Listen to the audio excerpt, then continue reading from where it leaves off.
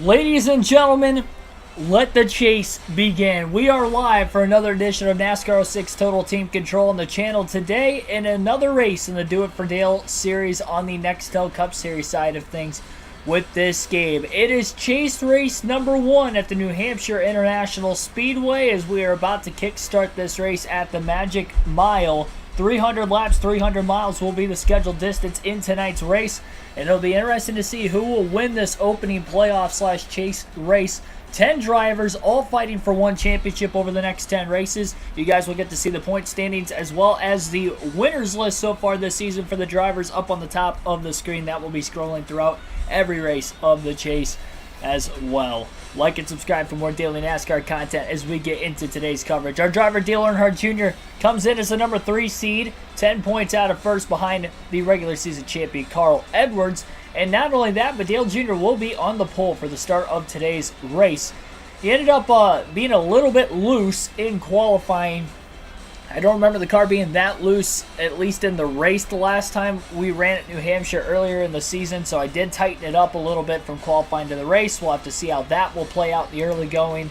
But Dale Jr.'s definitely got a fast car, and this is one of my best tracks on this game, if not my very best track on this game. So looking to take advantage and hopefully take the points lead following this first race of the chase. Cheyenne, Beast Mode Vader, Wade Selinsky, Billy Carjoy, Asai Z, Corey Freet, and others, welcome to the stream. And let's get race number 1 of 10 underway. Dale Jr. leading the field to the green. Who will start their championship hopes and the dash for the championship here in these final 10 races? Good start for Dale Earnhardt Jr. through turns 1 and 2. He's got to come off of the exit of the corner, all clear. Jimmy Johnson on the inside of Tony Stewart for second place as well. So everybody leans down into 3 and 4. Look at Michael Waltrip trying to go 3 wide to the inside. Waltrip is looking for a spot on Kurt Busch and Tony Stewart himself. Johnson's up to P2 as Dale Jr. will lead lap 1 from the pole. Jr. led the most laps in 1 at New Hampshire earlier this season. It's pretty simple as far as today goes. A win no matter how many laps Dale Jr. leads, and he will have the points lead over Carl Edwards.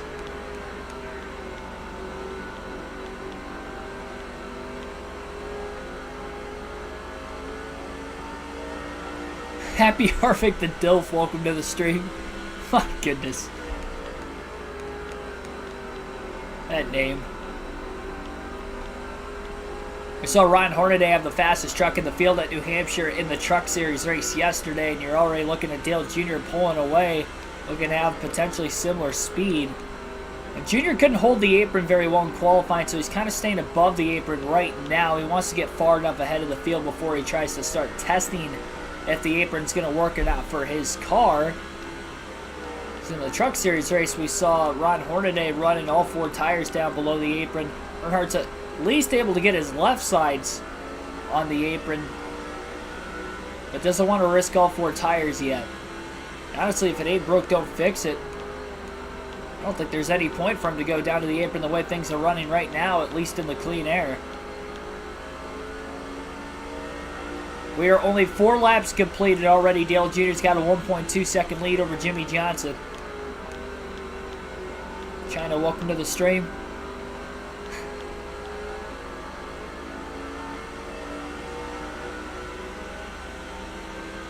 If you're asking an honest question as to what that is,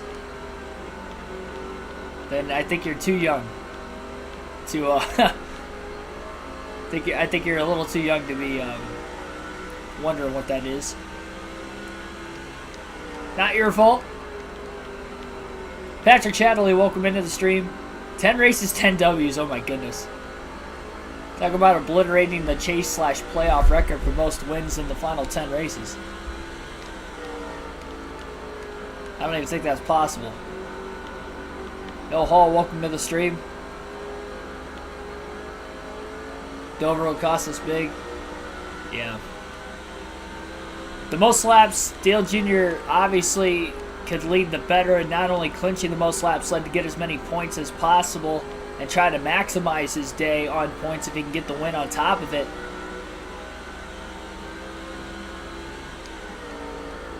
10 races, 10 chokes. Oh, gosh. That'd be terrible. We don't need a Dale Jr. 2008 chase. We need to just recreate history in this 2005 season. Jr. the most winningest driver so far this season with 11 wins.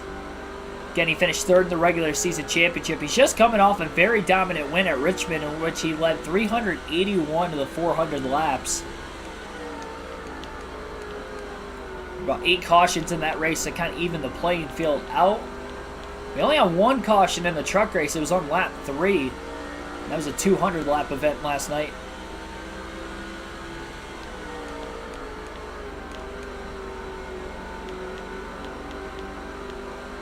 I didn't say it.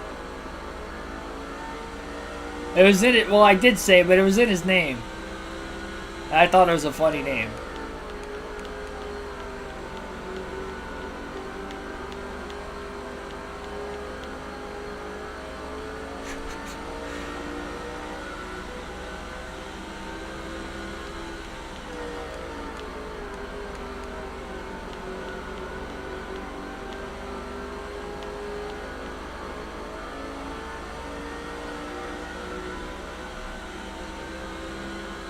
Two-and-a-half-second lead.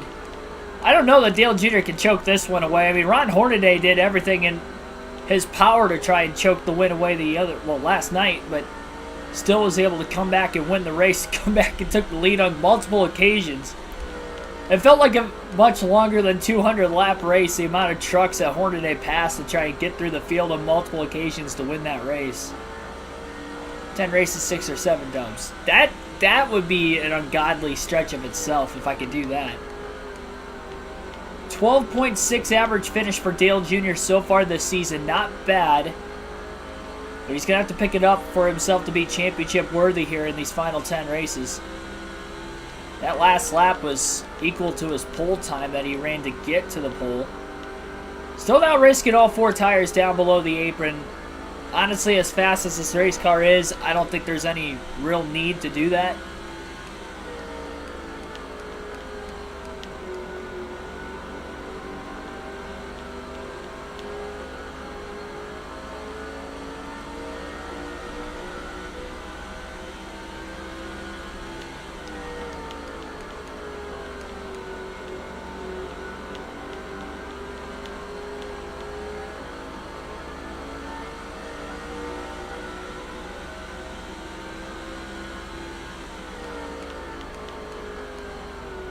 What whole chokes now waits.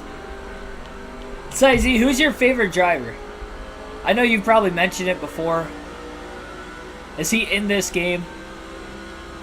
Out of curiosity, is that why you want me to choke away all the wins? Are we competing against your favorite driver these final 10 races?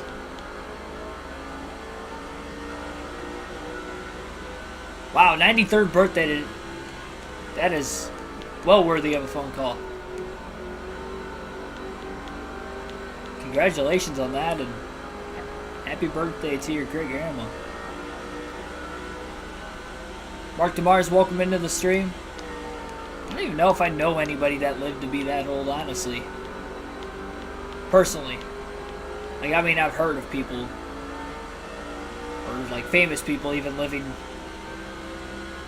to be that old or older than that, but as far as in my family, I don't know if I can recall anybody.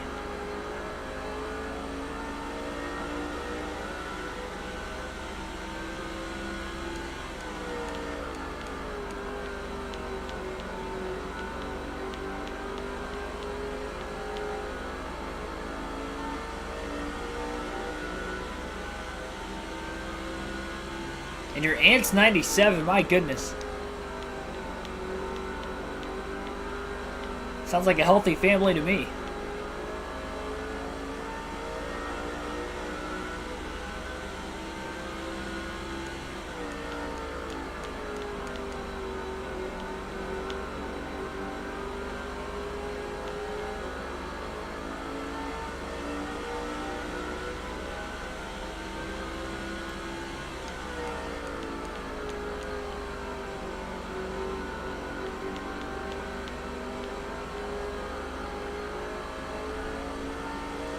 Lead's kind of stagnated all of a sudden. Dale Jr. got out to about a 4.5 second lead.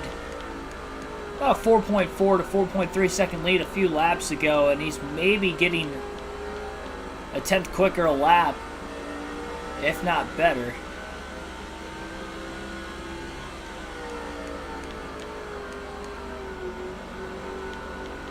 But not by much.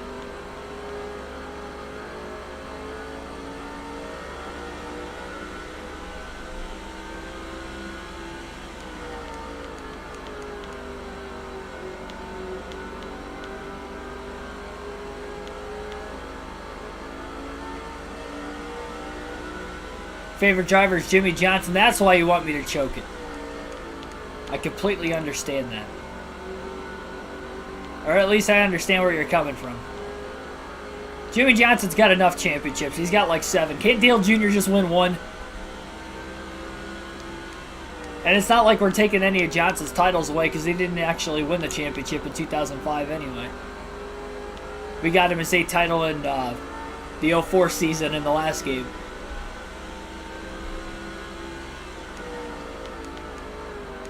Time to get Dale Jr. championship number 1. At least in the Cup Series. And hopefully get him a 3rd in the Busch Series side of things. 20 laps in so far, 5.3 second lead. Jr. starting to grow that back out again. Thought Johnson in 2nd place might have found some speed there for a few laps, but he just can't quite keep replicating it. Jimmy needs 8. Well, at this time period, he wouldn't have one yet. So I guess both Johnson and Earnhardt looking for their first. Jr. got just a bit loose that time with the left side tires down on the apron and just below the yellow line in the middle of the corner.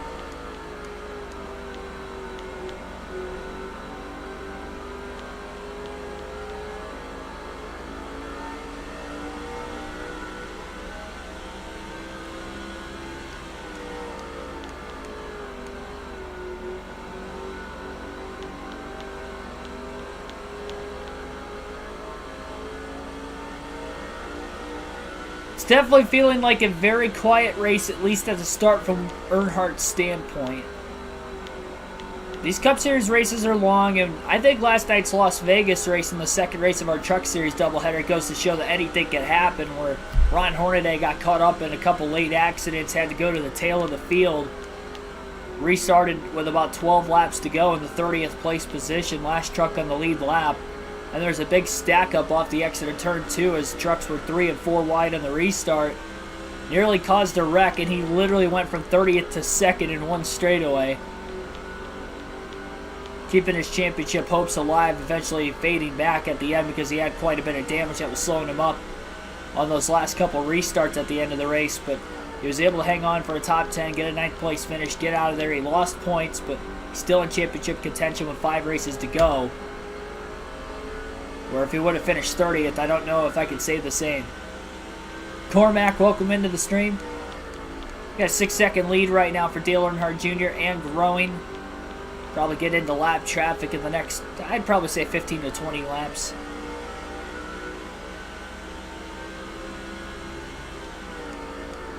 Could you imagine Junior Nation, though, in a season like this? Well, I mean, I guess he's had a couple seasons where going into the chase, it was him in this somewhat predicament where he was towards the top of the championship standings and had a shot at the championship realistically. But I mean, we get into the final races of the season. Junior Nation's gone wild before, but could you imagine if he got into like the last like 3 or 4 races of the season with the points lead, or right with the points leader if he wasn't in the actual points lead itself? That place would be going nuts if he made like any pass on the racetrack.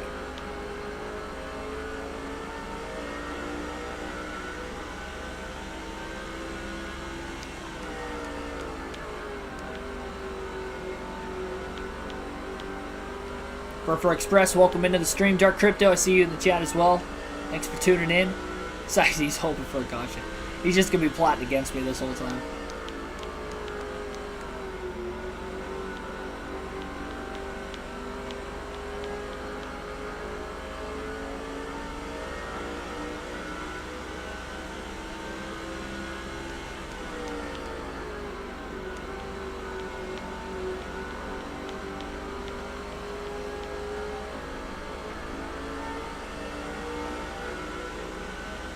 Do I like racing at New Hampshire? I mean, in this game, it almost feels too easy. Compared to a lot of other tracks, at least. I mean, I've got the setup down. I've got this track down. This and Richmond are by far and away my two best tracks on this game.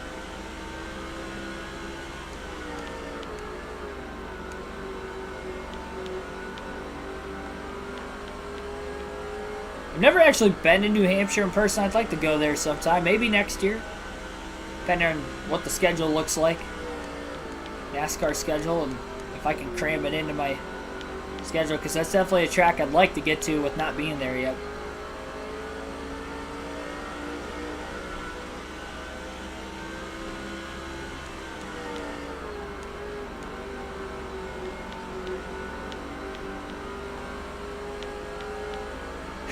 If Junior wins a championship, that means Teresa gets one too. Yeah, I can see there's some mixed emotions there. Guess you guys should have voted for me to race as Junior when we got the HMS in the later games. You voted for him too early. Now you can't vote for him again. R6, welcome into the stream. 23 people watching right now, only 9 likes in the early going of this race. 31 laps complete, just over a 7-second lead for Earnhardt. Be sure to hit that like button if you have not done so already. We have not had a caution-free cup race yet this season, nor do I really think we'll ever get one in this game. So I would like to think that it's not going to be this easy all the way through for Dale Jr. We'll have to see if there might be some offsetting strategies as well that could play into this race, and potentially having some other drivers maybe pull off some sort of a pit strategy to beat Dale Jr. Junior's going to want to lap as many cars as he possibly can when he gets into lap traffic. In case there is a caution, he can trap as many of them a lap down beforehand as possible.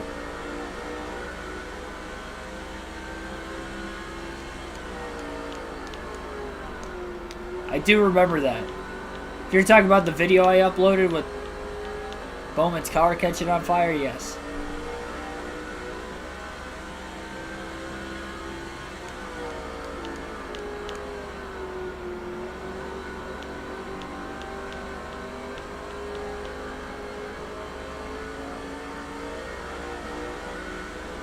Oh, Jeff Gordon in 08. He did have a really good 2007 season, so I can see where you're going with that vote, Noah.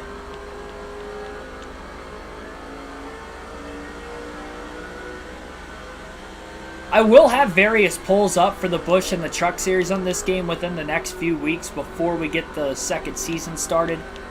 I'm in the works of trying to create a custom schedule for all 3 series right now. We'll be having some custom schedule seasons on NASCAR 06. You guys will get to vote for who I race as in the Busch and the Truck Series. But it has to be somebody I've not raced as in the Busch or the Truck Series yet on the Classic Game playthroughs. So I think Kevin Harvick's out for the Busch side. I guess for the Truck Series, you guys can still vote for me to race as Harvick. But granted, he's not in the Busch Series in this game because Brandon Miller's in the 21. So I guess you couldn't vote for Harvick anyway. Biffle's not in the Busch Series either. So really, anybody but Dale Jr. in the Busch Series. It's pretty much all wide open other than Dale. And then on the Truck Series side of things, I can't race as Hornaday. Can't race as Bobby Hamilton Sr. And Carl Edwards isn't in that. He's only in the Busch and the Cup Series in this game.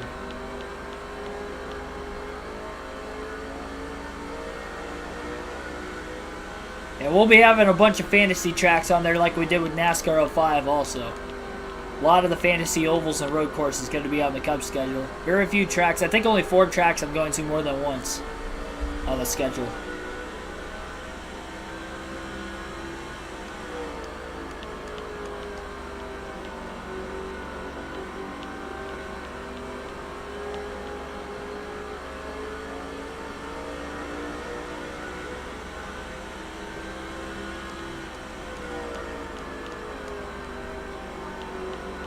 This was actually one of the shortest, and not the very shortest race of the chase as far as mileage goes. They're only going to get longer from, well, I guess Martinsville will be smaller in miles, but the race itself might be longer with it being 500 laps. Pace itself definitely won't be quicker, I'll tell you that much. But there are a lot of long races in the chase in this season in NASCAR. You have Talladega, that's 500 miles. Dover, 400 miles, 400 laps. It's going to be kind of a longer race. We know the Cup Series races are longer in general, but outside of Homestead and Kansas, every other race is either 500 laps or 500 miles going forward. But Phoenix also is only 312. Phoenix, New Hampshire are definitely the two shortest races. Kansas, Homestead are kind of, I mean, they're long because it's a Cup race, but they're not long because they're shorter in length somewhat because they're 400 miles. But everything else is either 500 laps in Martinsville or 500-mile races. Atlanta, 500 miles. Charlotte, 500. Talladega, 500. Texas, 500. Martinsville, 500 laps. It's going to be a test of endurance for sure. There's definitely some tracks still remaining on the schedule for Dale Jr. He has not ran at well so far. Dover, he didn't have a great finish. He DNF'd in the Coke 600 the first time we were at Charlotte. And Dale Jr. will catch his first lap car off the exit of turn 4. And Terry Labonte squeezes Earnhardt. He did not give him any room off the exit of the corner, and they make a little bit of contact. And Labonte will be the first driver to go a lap down. Terry's brother Bobby was the last driver to qualify his way into the chase off of points back at Richmond as he beat out Elliott Sadler by just 14 points for that last position. A bump and run at the back of the pack as John Andretti gets moved up out of the way by, it looks like, Casey Mears potentially in the 41. If it's not Mears, it's probably a fantasy driver. And Dale Jr. underneath of the 22 car. Will slide going into the corner, and he'll slide up clear, making the 3-wide pass. Can't even get the left sides down to the apron anymore this far into the run.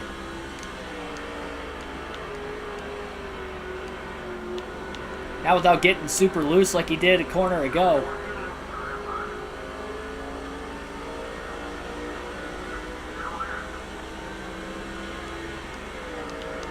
Michigan winner John Andretti going to go a lap down, and that is a fantasy driver, by the way.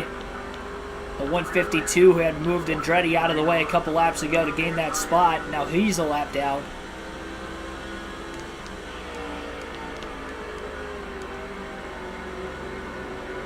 Unfortunately, the Tiburon Superspeedway is only in the Thunder games. It's not in this game, so that one I can't race at, unfortunately, but pretty much every other track that was in Thunder. Well, there's a couple other Thunder 04 tracks that aren't in this game.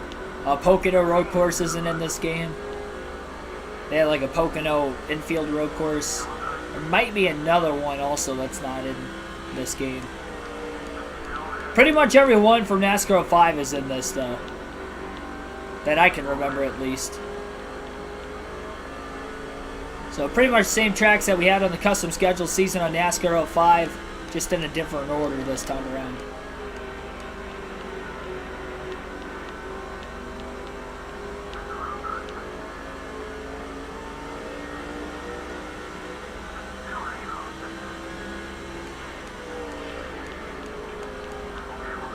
Dale Jr. is going to be able to swing on by Kyle Petty, lapping him.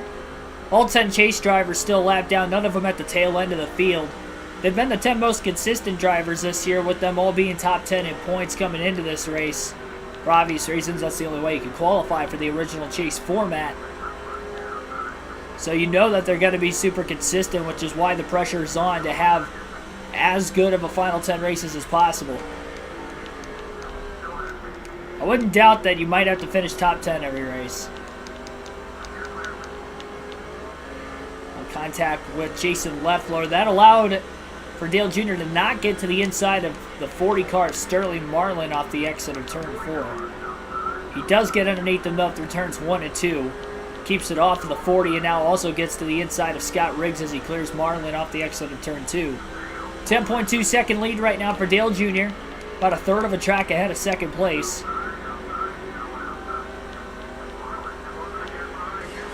Oh man. Well, contact. I think Sterling Marlin got up into the outside wall off of turn 4 pretty hard. lost a couple positions. And Jeff Green will go lap down, so he'll be in the free pass spot now anyway, not Scott Riggs, who got by Marlin after Marlin hit the wall pretty hard.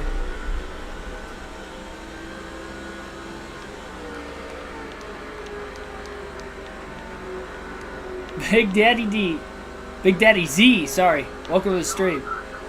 It's my boy Scott Riggs, yeah. Fortunately, he's not having a good run tonight. I think he has a pole at New Hampshire, if I'm not mistaken. He has a few poles in the Cup Series. I think one of them was at New Hampshire.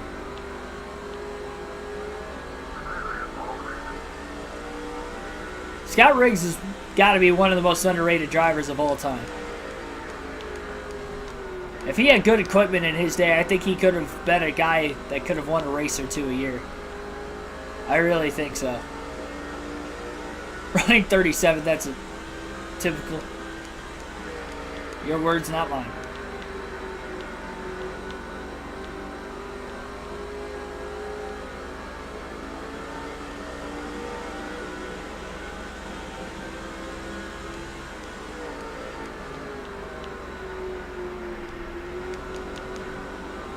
There's a little bump going into turns 3 and 4. Jeremy Mayfield sideswipes Dale Jr. right back. Lap 52 right now. Mayfield trying to get to the inside of the 49 car of Kenny Schrader. Dale Jr. holding his own. It clears them both off the exit of turn 2. So now they'll be battling for position, but it'll be a lap down rather than on the lead lap.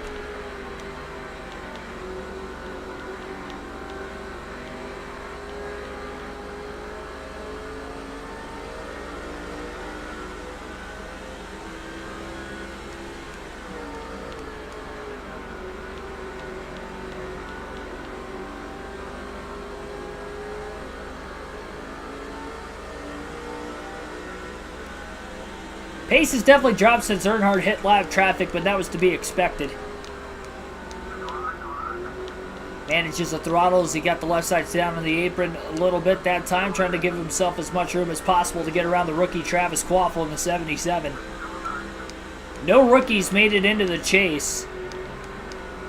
Mike Bliss, though, in his first full-time season in the Cup Series in the NASCAR video game playthrough series, with us starting in NASCAR Thunder 04 and driving that Net Zero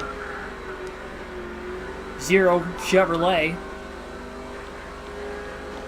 And he has put Gene Haas in the playoff / chase for the first time.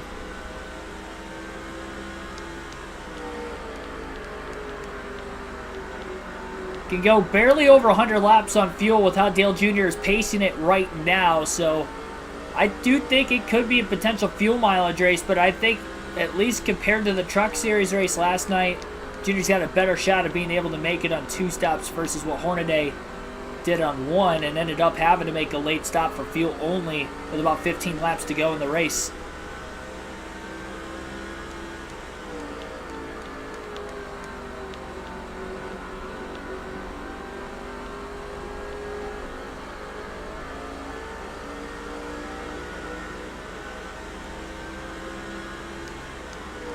Watkins Glen should be very interesting this week. There's been a lot of good drivers on road courses that haven't won yet this season. Chris Buescher's probably the biggest one I think that comes to mind. Even Blaney's had good runs on road courses this year. I think those are probably the 2 favorites of those without a win. Custer's had good runs on road courses. He's qualified well. I think he only had really 1 good finish on a road course. But if he can get a good finish, look out for maybe Cole Custer to do something.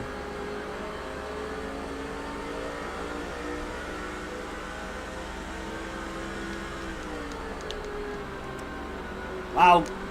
Aggressive move by Kenny Wallace. Going 3 wide under Jamie McMurray and Joe Nemechek. There's a little contact on the outside between Nemechek and McMurray that allowed for Wallace to be able to clear both of them for position. Junior slides going into turn 3 as he entered a bit too deep. He definitely can't get all 4 tires down on the apron. That was the first time he did it. It was kind of accidental. At least late in the run. It's going to be 3 wide off the exit of turn 2. Nemechek tries to get back by the 0-0.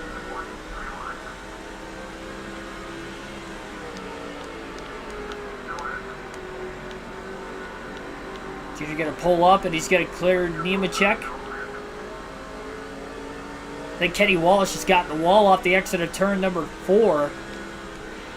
Nemechek had him cleared by about 3 or 4 car lengths. Mike Head, welcome to the stream. Harvick will make it 3 in a row because he's not good on road courses.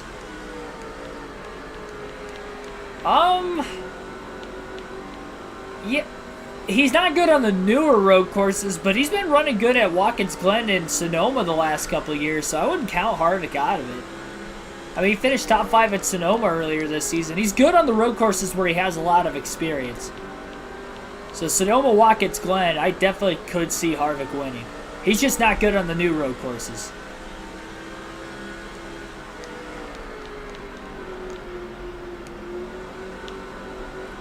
Long line of lap traffic just up ahead, and one of the chase drivers, Bobby Labonte in the 18 car, is at the tail end of the lead lap. Casey Mears, aggressive move to get underneath Kyle Busch into turns 1 and 2. Matt Kenseth also just in front of Elliott Sadler, who's right in front of the 18 of Bobby Labonte. 3 wide to the bottom goes Dale Earnhardt Jr. That's going to put one of the chasers a lap down off turn 4.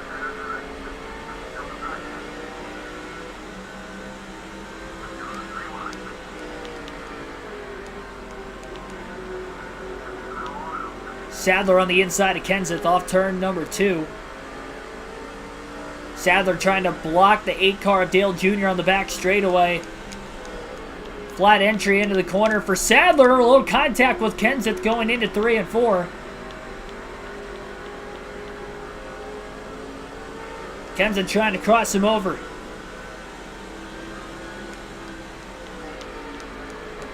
And Michael Head, welcome to the stream. Not a good start for Labonte. Kenseth side drafting Brian Vickers on the outside lane. Dale Jr. driving it in deep. Kenseth makes contact with Vickers, but he gave up too much of the bottom in doing so. And Dale Earnhardt Jr. will clear him off turn 4 to put Kenseth the lap down. We're going to take our first field pass of the race today. And we're going to drive as Martin Truex Jr. try to get him a little bit further out ahead of Dale Jr., who leads the race.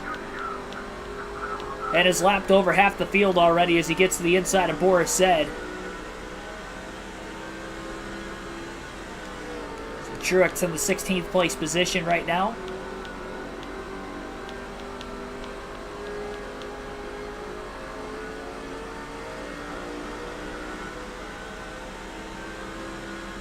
That means Michael Waltrip's up ahead of him and probably having a good day so far.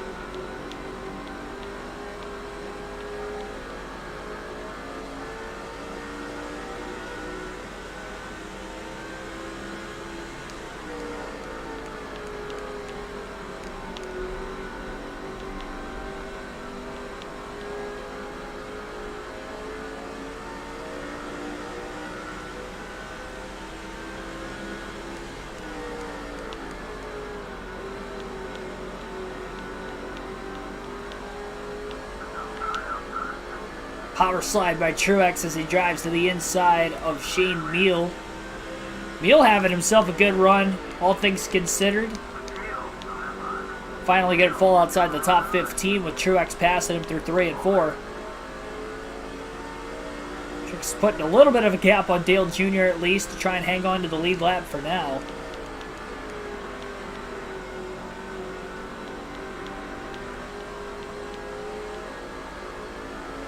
Yeah, Elliott's a no-brainer for this weekend.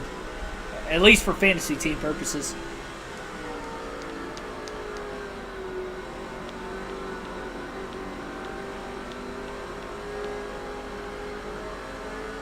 I think Mike Bliss is in 14th place in the next car ahead of Truex yet as well. If I'm not mistaken.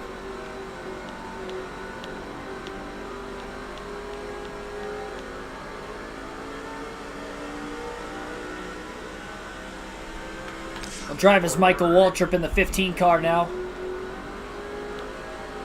I want Michael Waltrip in the 6th place position right now, and he's got a couple drivers ahead of him to potentially get inside the top 5. A couple Roush Fenway Fords of Mark Martin and Carl Edwards. Waltrip not in the chase, and in fact outside the top 20 in points coming into the race today, but looking potentially for his first top 5 of the season. He's had just 2 top 10s and no top 5s yet. As he dives to the inside of Mark Martin, he follows Carl Edwards after Martin gets passed by his teammate Edwards, and the regular season champion about to be passed by Waltrip.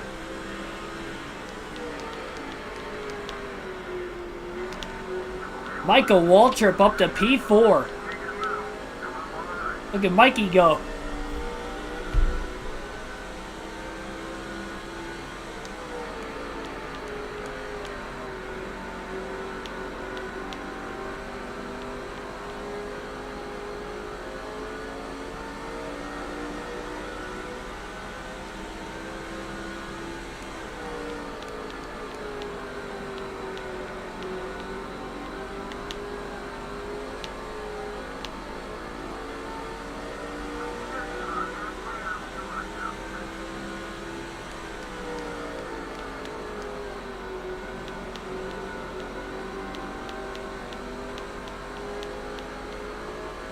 Yeah, Michael Waltrip ate his Wheaties this morning. He ate his Wheaties with Dale Sr. on the box.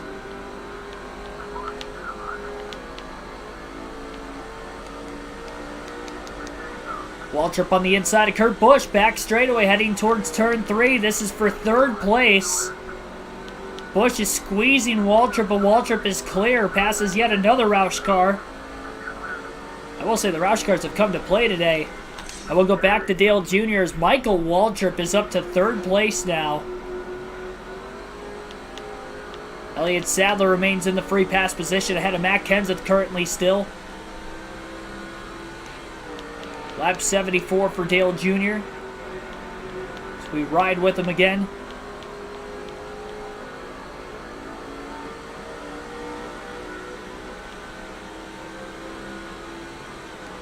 KG, welcome to the stream as well.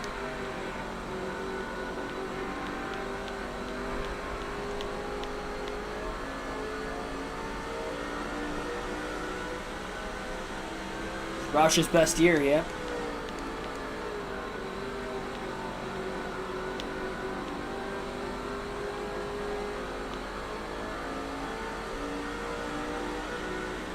Well, I'd actually argue 2004 was Roush's best season.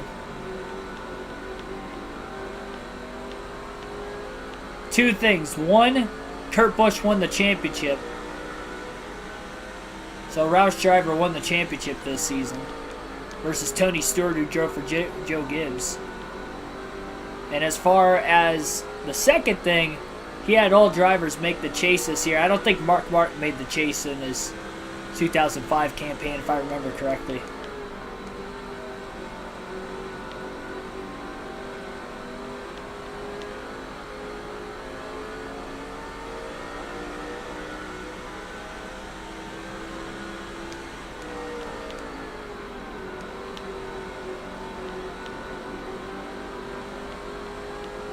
.15-second lead right now for Dale Jr. over 2nd place.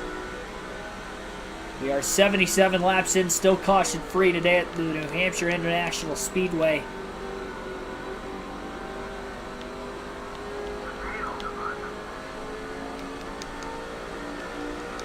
Shane Meal running down Dale Jr. off of the exit of turn 4, making contact with him. That's probably the 3rd car that's already done that to Dale Jr. But Jr. will still be able to clear Meal off the exit of turn 2 to the very next corner, leaving now just 15 cars on the lead lap. And the last car on the lead lap is his teammate Martin Truex Jr.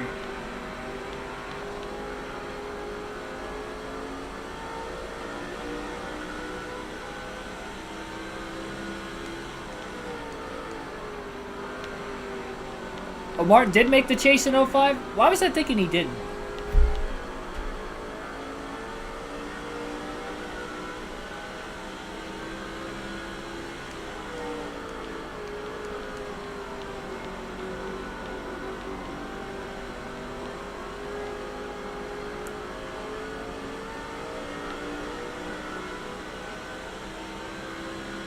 did make the chase in 04. I know Martin did in 04. I was thinking 2005 he didn't make the chase, but I guess I was wrong on that.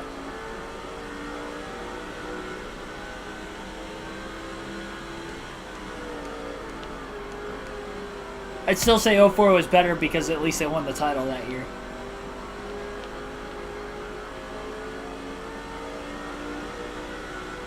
Martin was 4th in points, alright. Man, I was way wrong with that. I don't know why I don't remember that. I mean, I would have been really, really young, but still. History nut I am.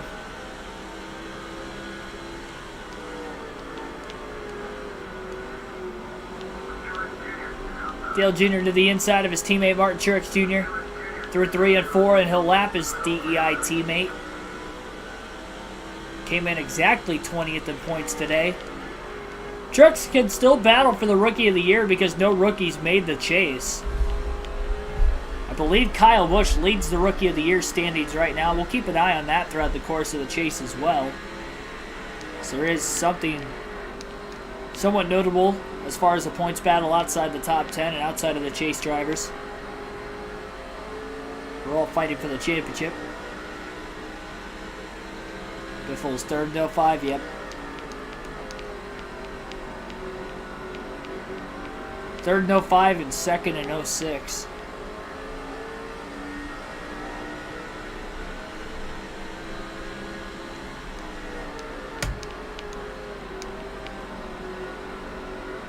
So Mike Bliss is in the 13th place position. He got around Ryan Newman between when we were driving as Truex and now back to Dale Jr. Bliss is a chase driver. Miracle run this season, coming in as a 7 seed today. Just outside the top 10. Long day still to go, though. Over 200 laps left yet. Jeff Burton didn't make the chase enough for it. That's a good point.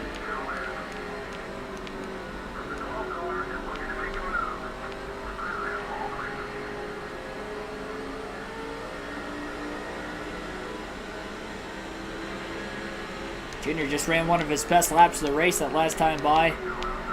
Quickly to the inside of Mike Bliss. Greg Biffle just another spot up ahead as Ricky Rudd gets to the inside of the 16. Jeff Gordon up the way as well.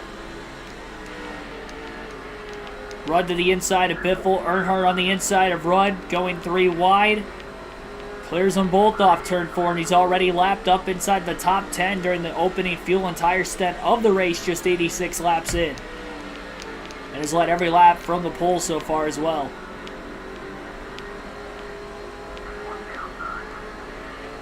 You have to correct me if I'm wrong, but I'm pretty sure nobody has ever led every lap and has won a cup race in the chase/playoffs. That could be a record Dale Jr. is trying to chase today, because he's got a car capable of doing that if he plays the right strategy. And if you have a chance at history, go for it.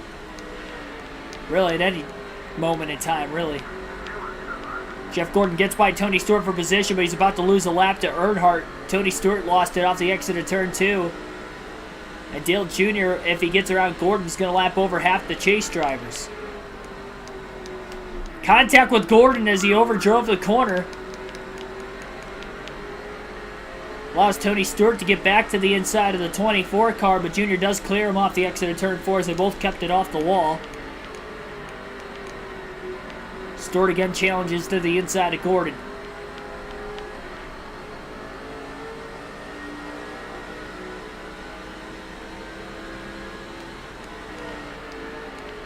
It was 4th in 05. Then where did Martin finish then?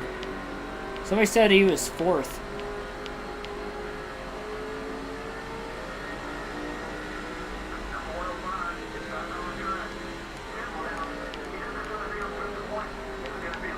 So it sounds like the 105 car is coming back out onto the racetrack. One of the generated drivers that blew an engine in the early going of today's race, I guess. I didn't even realize anybody blew an engine, to be completely honest. So the 105 car going to come back out. I'm surprised he's coming out considering there's only 10 drivers still racing for the championship.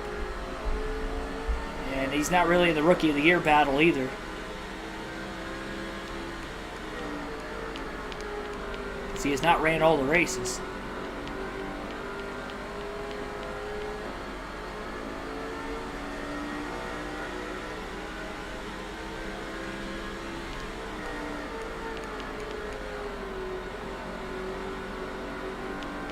Michael Waltrip still up in the third place position right now.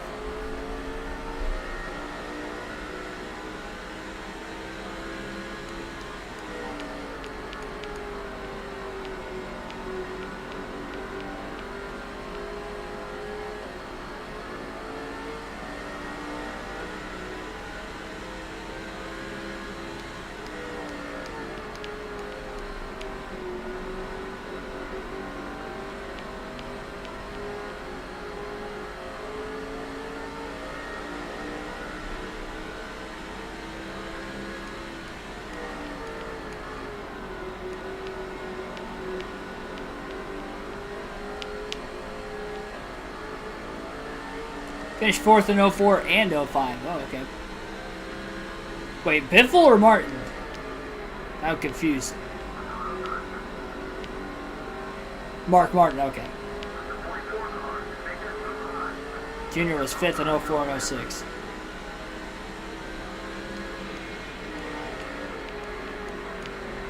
Terry Labonte will be the first car to go 2 laps down. I don't think Jeff Burton's on the lead lap, although he is pretty good at New Hampshire, so wouldn't be completely shocking if he was. One of his better racetracks. And we've got our first comers onto pit road this time by at the start-finish line. So yeah, we're making the way to lap 94.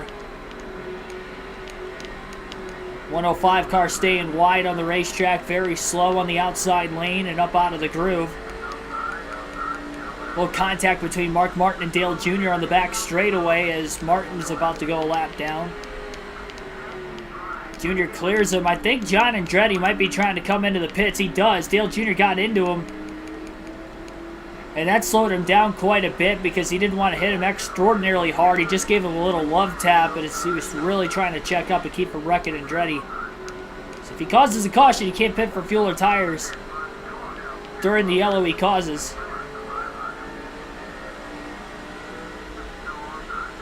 All these drivers pitting right now, they're likely looking at a 3-stop race versus Dale Jr. we know can make it on 2 stops at the pace he's ran.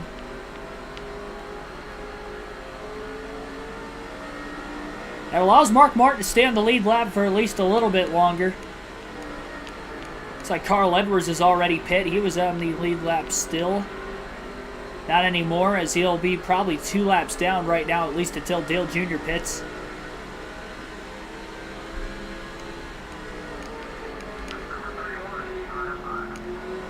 Jr. dives underneath Jeff Burton, gets around him, closes on Mark Martin again.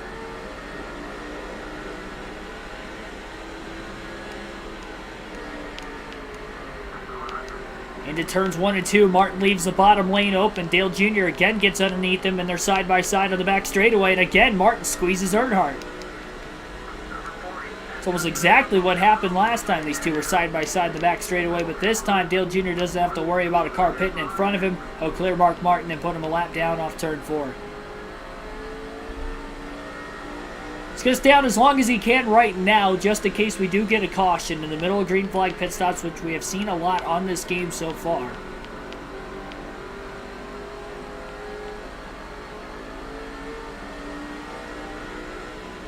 Dale Jr. right in line behind Scott Riggs, who had already pit. Looks to the inside of Riggs into turns 3 and 4. Couldn't quite get underneath him. Michael Waltrip pitting. Riggs checked up for Waltrip pitting.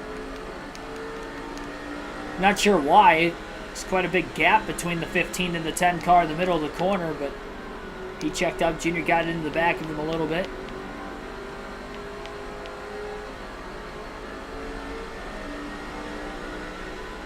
Still at least one more car in the lead lap, and I think it's Kurt Busch in the 97. So I think I see him up ahead. Now Riggs is blocking Earnhardt. Now he's running him down the front straightaway. Really trying to pinch the 8 car. Contact again.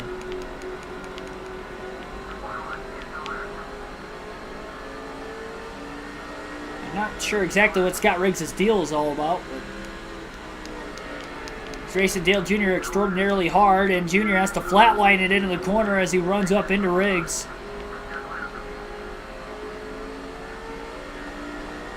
That's one way to clear. 100 down, 200 to go.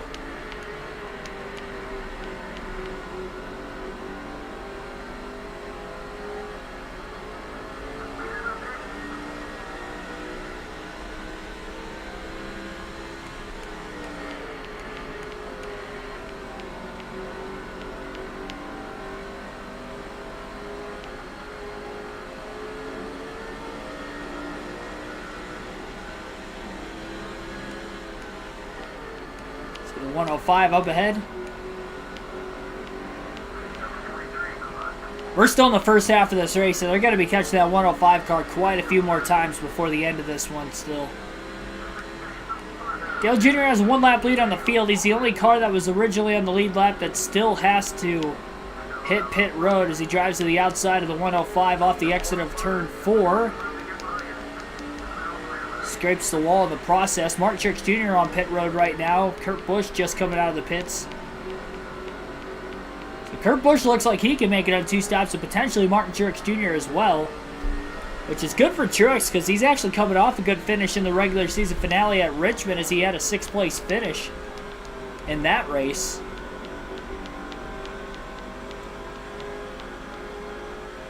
Voting for Casey Kane on NASCAR 07. An interesting one.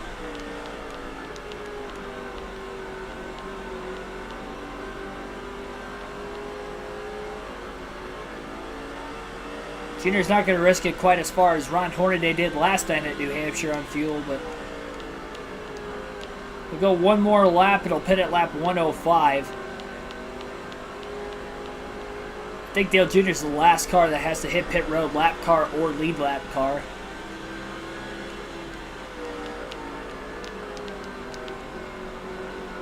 Should easily come back out with the race lead. He had quite a big advantage before the pit stop started. He's been giving up a little bit of time on these older tires. Drives it in deep into the corner, just kept it off Jeremy Mayfield, and Earnhardt will be on his way in.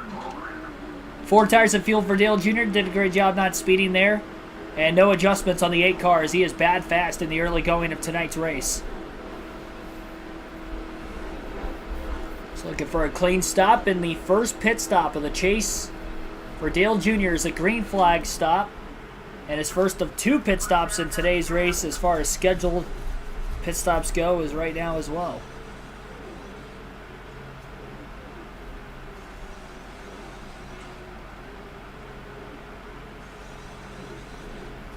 Clean stop for Dale Jr. A quick one at that. Get back up onto the racetrack.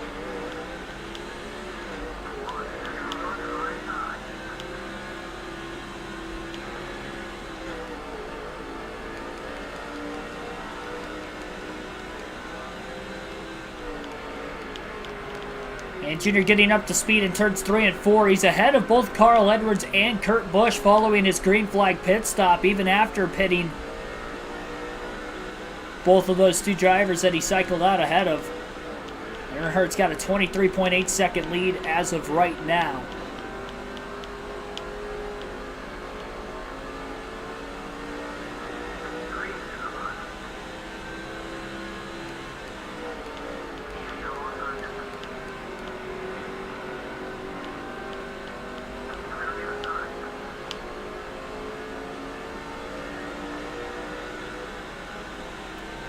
So assuming Dale Jr. will go 105 laps before he pits again, his next and final stop will be at lap 210. Is what we're looking at for Dale Jr. And it'll likely be the last car to hit pit road a second time. And we don't know that everybody's going to be able to make it on fuel in just 2 stops today. There were quite a few that short pitted right around lap 93, 94. And honestly, most of the field pitted before lap 100. Very few cars are actually able to go that far. We know Kurt Busch and Martin Truex Jr. were at least 2 of them. There were a few other cars that pitted with them as well.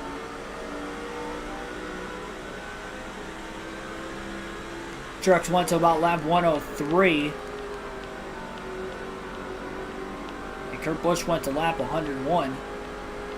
Contact off the exit of turn 4 up ahead. I think Jeremy Mayfield got into the side of the 105 car off the exit of the turn.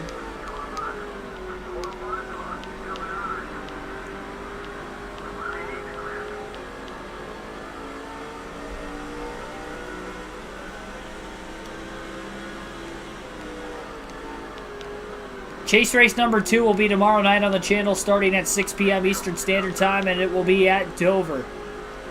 The Monster Mile for 400 miles and 400 laps. Should be an interesting one. Dale Jr. had a terrible run at Dover earlier this season.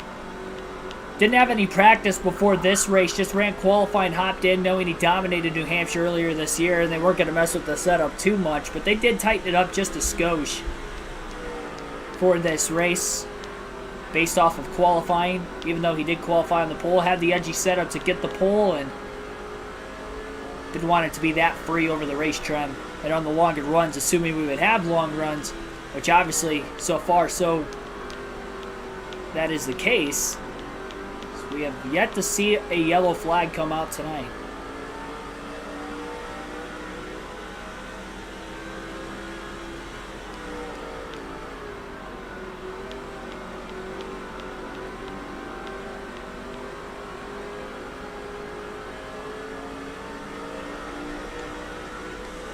Waltrip through the different camera angles for the first time in the race today.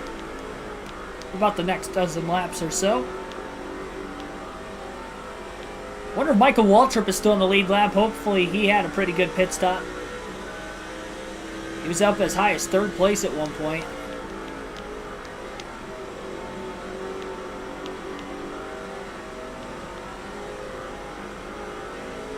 He was on the lead lap at the time of him pitting at least.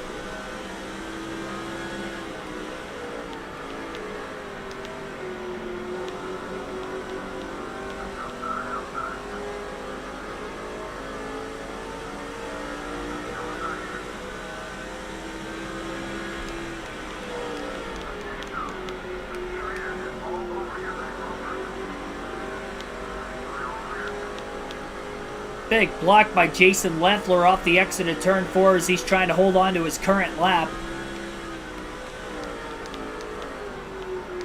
Junior gets underneath him through turns 1 and 2. Hooks the yellow line all the way through the corner, and he should be able to clear Leffler off the exit of turn 2.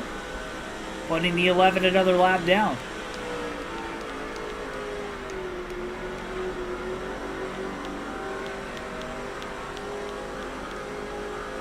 Now Casey Kane's making a big block.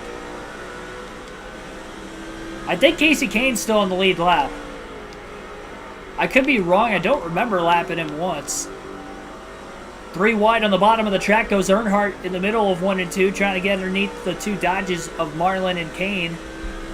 Sterling Marlin will be taking over the 14 car for John Andretti in NASCAR 07 at MB2 Motorsports, and that 40 ride will be open up for David Strevy's rookie season at Chip Ganassi Racing.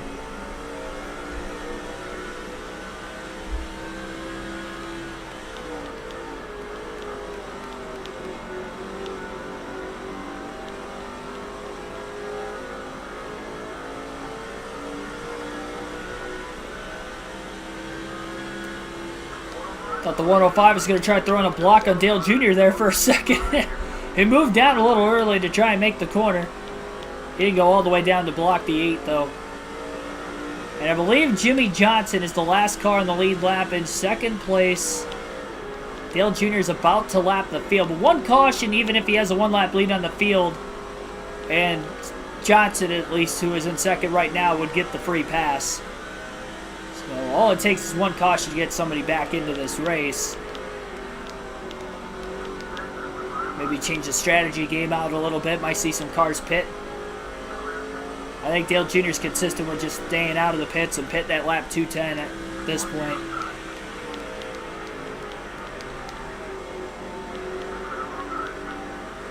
At least he'll have clean air for the restart,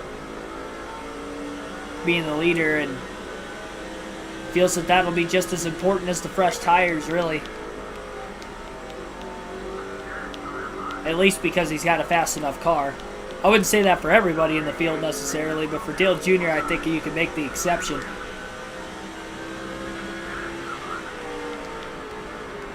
Johnson goes wide into turns 1 and 2, leaves a lot of bottom open for Dale Jr. to get underneath him off the exit of the corner.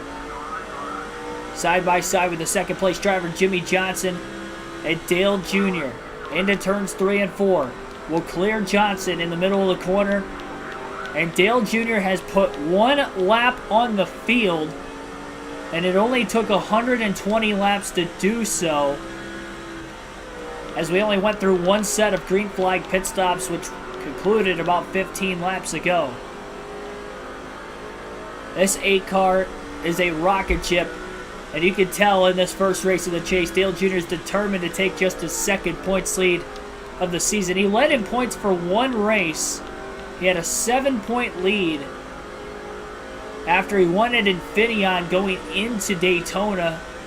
And then he had a bad finish at Daytona, lost the points lead right back to Edwards, and he never got the points lead back before the end of the regular season.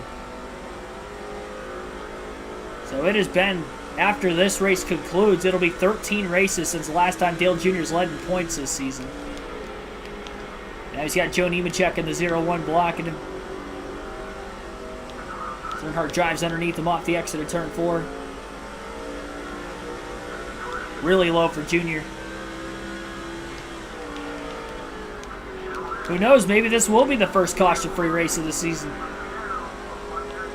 We've had one caution-free truck race, we've had one caution-free Busch Series race, and the caution-free Busch race was actually at New Hampshire in the middle of the Busch Series season, and the only trip we had at the Magic Mile on that side of things. But here in the Cup Series side, we had 3 cautions in the first New Hampshire race.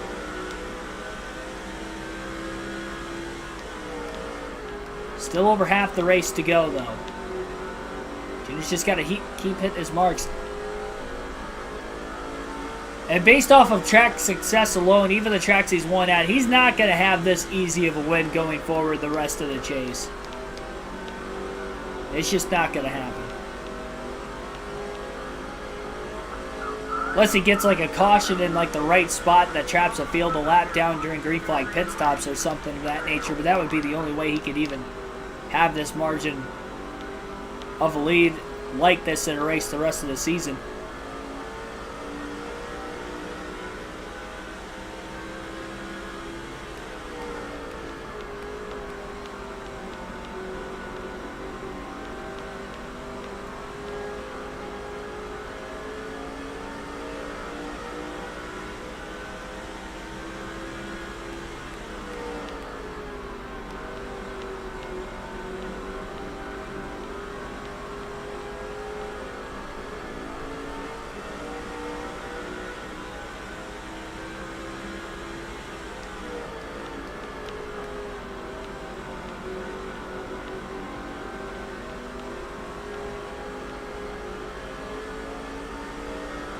You know, believe it or not, though, this is where it could actually be hard for Dale Jr. having this big of a lead this early in the race, too, as we're not even halfway home yet. Because he could start taking it a little too easy and start making mistakes. And you never know, potentially see the first caution of the day. Sliding action going on underneath the 77 car that time with Travis Quaffle. Kept it off of him. Quaffle thought about trying to dive underneath of Brian Vickers, but thought better of it because Earnhardt was still there. And Junior gets around Vickers off turn 2 as well as Quaffle. Quaffle now down to the bottom of Brian Vickers into 3 and 4 after Dale Jr. left the inside open after passing the 25. Quaffle will follow, and one rookie passes another for position on the racetrack as they're both 2 laps down.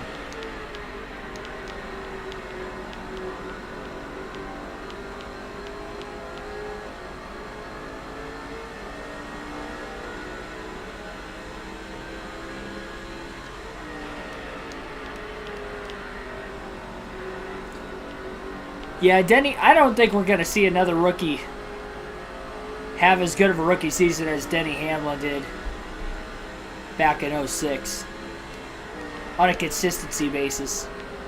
Although Austin Cindric's a rookie this year, he's having a good season, and you never know with the playoff format, he could get a pretty solid run at it. I mean, he won at Daytona. Honestly, if you think about it, if Austin Cindric can make it out of the round of 16, I think he's going to the round of 8. You have the Roval, he's a great road course racer in the second round. You also have Talladega, where he won the Daytona 500, so And Penske's usually pretty good on the super speedways. Fords in general usually are. And Texas, because remember, Austin Cindric had a top 5 in the All-Star race at Texas this year, and his teammate Ryan Blaney won the All-Star race. So that's a good track for him, too, the one time he's been there in a Cup car. I think if Austin Cindric gets through the round of 16, then he'll be going on to the round of 8, which is a phenomenal rookie season. We haven't seen a rookie season like that in a long time.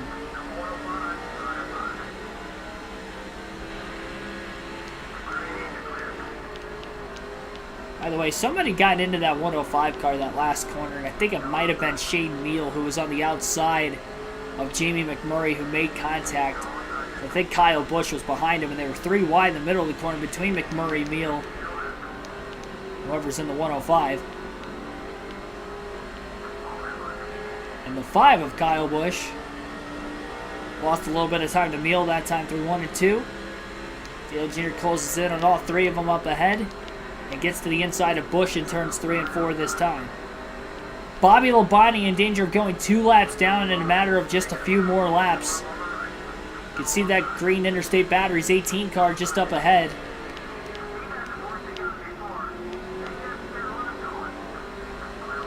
Not a good start to the chase for Labonte. The worst of the 10 drivers pretty much all day so far. I think all 10 drivers are still in the race. One DNF is likely going to cost you a shot at the championship. May have to even finish inside the top 10 in every race just to win the title. At least as far as the chase goes. You consider the fact in 26 races, Carl Edwards only finished outside the top 10 6 times, I believe it was. Which is absolutely absurd.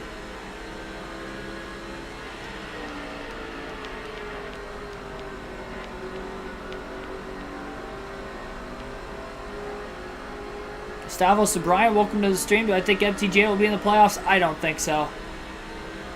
I don't think he's going to be able to point his way in. I don't see him winning these last 2 races. Toyota has not been good on the road courses, and Truex, history-wise, has been great on super speedways. He's never won on a super speedway. He's good at Watkins Glen, but he's also good at pretty much every other road course, and Toyota as a whole and the road courses have been so far off as a manufacturer. Outside of Bella and Indy, they really have not had anybody run too well at road courses this season.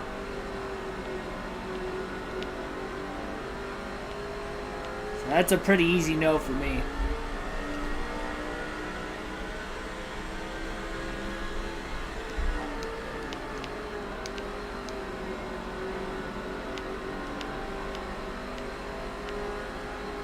Although Labonte's not having a great day, Matt Kenseth's only 2 spots in front of him. So at least there's a likelihood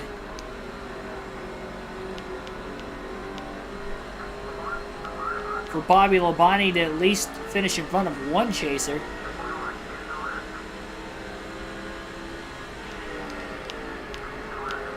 Dale Jr. underneath the 18. Clears him through 3 and 4. Ricky Rudd with the defensive line off the exit of the corner down the front straightaway. Dale Jr. is in no position to get underneath him that time. He will get under him in 1 and 2, though. Rudd went way too wide. And now the 105 car stacking up Scott Wimmer in the 22, who is already a couple laps down. He'll lose a 3rd lap now. Dale Jr. gets by him. Kenseth's got to run on Truex off the exit of turn 4. Truex has John Andretti, who's already 2 laps down right in front of him as well. Truex defends on Kenseth for another corner, it looks. 3 wide. It's still 3 wide on the back straightaway. DEI sandwich, Matt Kenseth is the meat. And now John Andretti crosses Junior over as well. Kenseth clears Truex for a spot. It stays in front of Andretti on the front straightaway. So it'll be all clear to get back down to the bottom in turns 1 and 2. Andretti goes wide. Truex gets around him now. But he's already lost a couple car lengths to Matt Kenseth. But I think Blaney will get in the playoffs. Well, because I said I don't think Truex is going to get on points, that means I'm predicting Ryan Blaney to get in on points.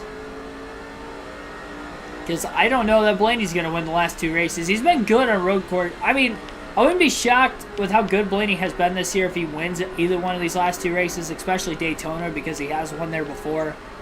And he's got 3 career wins on super speedways already, of I think 7 career wins. 8 if you count the All-Star race, but you can't, so. He's got 7 career wins, 3 on super speedways. And he does have 1 on a road course, too. Back at the Roval, and he's been good on the road course this year. So I wouldn't be shocked if he won at Watkins-Glen either. The Fords have been really good on the road courses in particular. The SHR Fords have been really good on road courses too. Or at least Harvick has. Briscoe's had good runs from time to time. I don't think he's going to have to win based off the position he's in right now. Obviously, I don't think he does, but the way the season's gone, too, who's to say Chris Buescher doesn't win at Daytona or Talladega, even. And Buescher won a dual race earlier this year, too, as well did Brad Keselowski.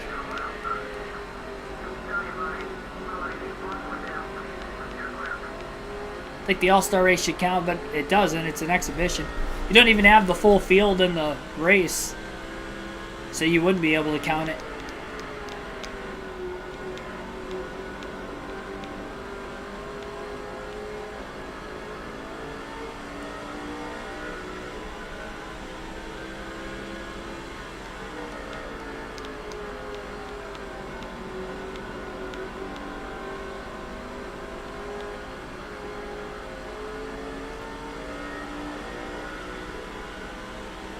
I'm kind of hoping, though, if we do get another different winner and Blaney doesn't win either one of the last 2 races and misses the playoffs, I'm hoping if Kurt Busch... I hate that he'd have to get in this way, but I'm hoping, at the very least, if Kurt Busch is out in the round of 16, I hope they can give Blaney the playoff spot in place of Kurt Busch, who isn't even there. Or Truex, even, if Truex is ahead in points.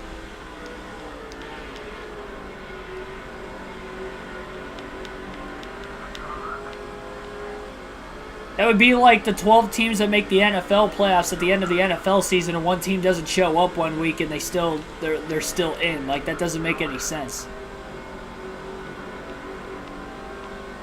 And you're not even there to compete, but you're still in the playoffs.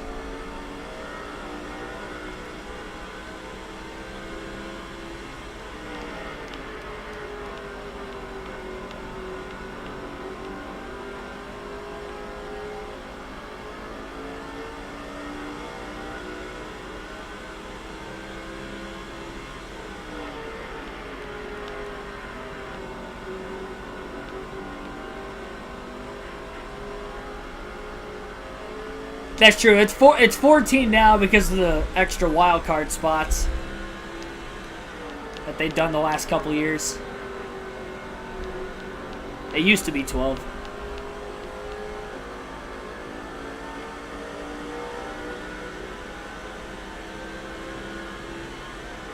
Final spot will go to Truex. So you're saying basically if Blaney points his way in, then it would.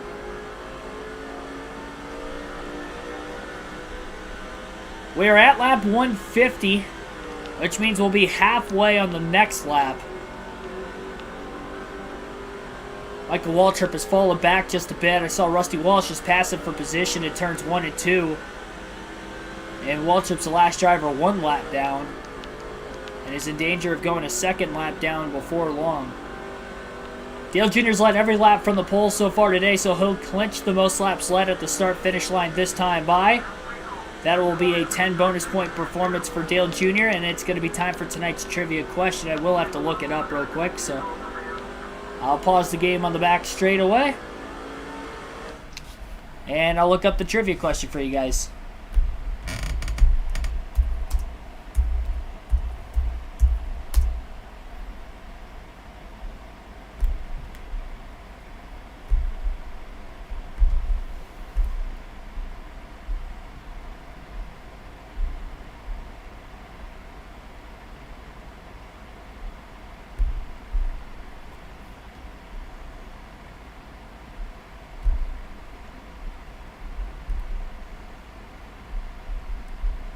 Might take me a little bit to get this trivia question. And that's just because I know what I want to ask you guys.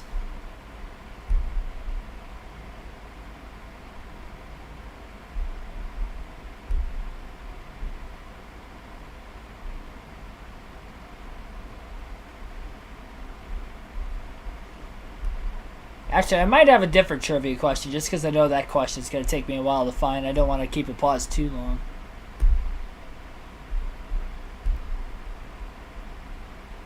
Oh, that's not what I wanted.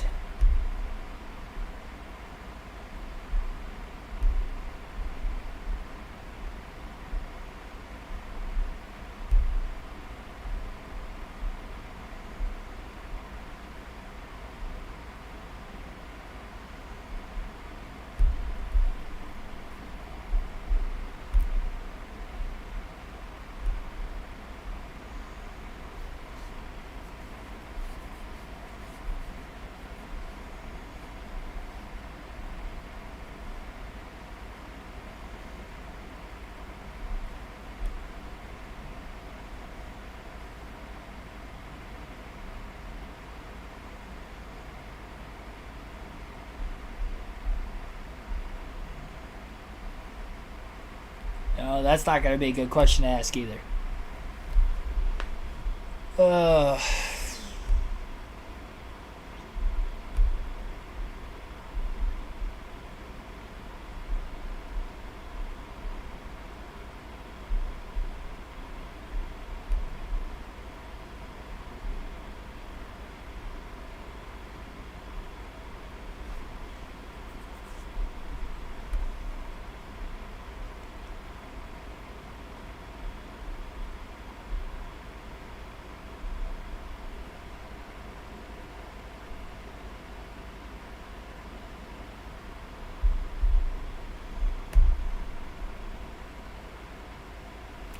Also gives a huge points lead to Dover. Well, it depends on where the other chase drivers finish. It might not be a gigantic points lead, considering that there were 10 drivers within 45 points coming into the race today. Thoughts on Texas Motor Speedway getting bulldozed? It's not confirmed yet, so I'm not like celebrating anything at this point. As soon as it becomes like confirmed from a very reliable source, I mean, the rumors seem to be pointed in that direction for sure. And if they do end up announcing something about a reconfiguration, I'm definitely going to Texas next year. So it'll be the last time I'll be able to see this track the way it is, as bad as it is. I've never been to Texas Motor Speedway before, and I'm trying to get to every Cup Series track, so I would like to go there at least. Probably do what I did with Atlanta and go to the old surface and then to the new surface the following year. I'd have to fly out to Texas, so it's... Well, I don't have to. I mean, it's about an 18-hour drive. It's only a couple hours longer than what it took for me to drive to Daytona. It's kind of at that, like... It's about as far as I'll go to get to a racetrack drive-wise, at least.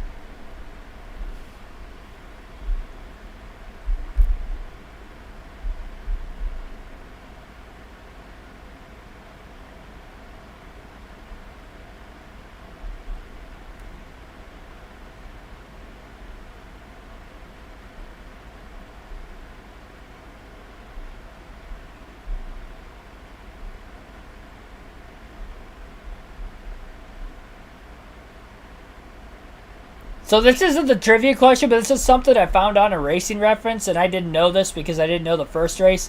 But you know what's really weird? Joey Logano and Tony Stewart both had a rain-out win at New Hampshire, both while driving for Joe Gibbs Racing and both in the 20 car. And each race went to lap 289. Both races went to the same exact lap. Illuminati confirmed. That is very strange. 2009 spring race, Logano. Distance, 289 miles. Tony Stewart, 2000. Spring race. Or, well, summer race, I should say. Summer race for Logano, too. But summer, mileage, 289. That is really weird. Both driving for the same car for the same team, too. And the fact that Tony Stewart was... The fact that it was in the year 2000. Like, Tony Stewart was really young there. And obviously that was Logano's first win in 2009. How old was Tony Stewart at that time, actually? How old was Tony Stewart in 2000? We need to look this up. Obviously, he wasn't 19, but I just want to look for reference. I've stolen a little bit of time here, but I just kind of scrolled across that, and I was like, wait a minute, that's weird. So I was like, okay, what all races have been rain shortened? And those are the only 2 races that have been rain shortened at New Hampshire. Now, last year it was shortened, but it was due to darkness. And you know what else is weird to tie the knot? A Stewart-Haas racing car won the other shortened race with Almirola winning last year. So Tony Stewart has somewhat been involved in all 3. Oh, jeez. I'll just refresh my page randomly. Let's see here. Oh, it doesn't show how old he is. Oh, well. It's not worth looking it up. He wasn't 19. He was probably in his early 20s.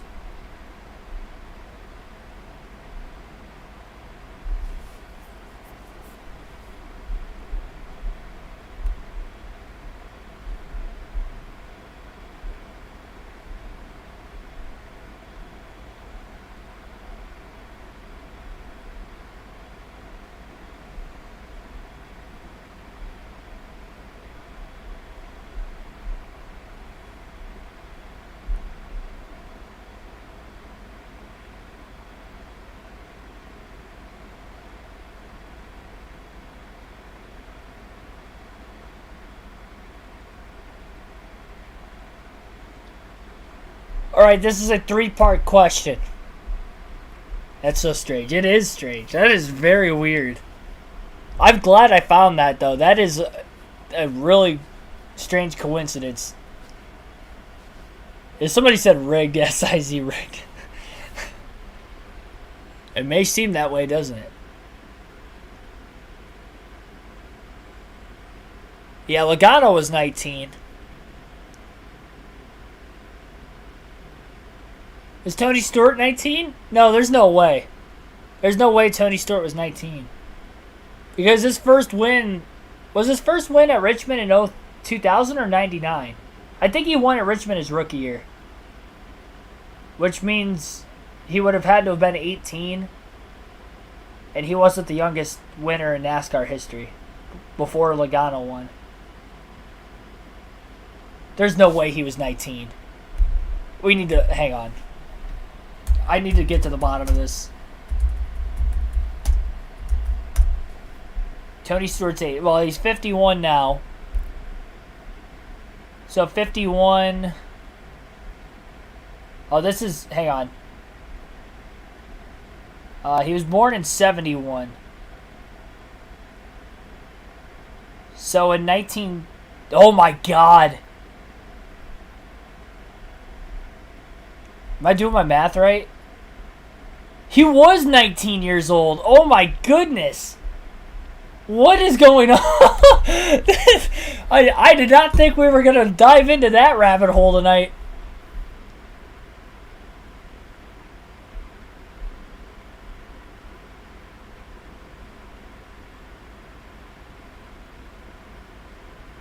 No, he wasn't 29. He was born in... Wait.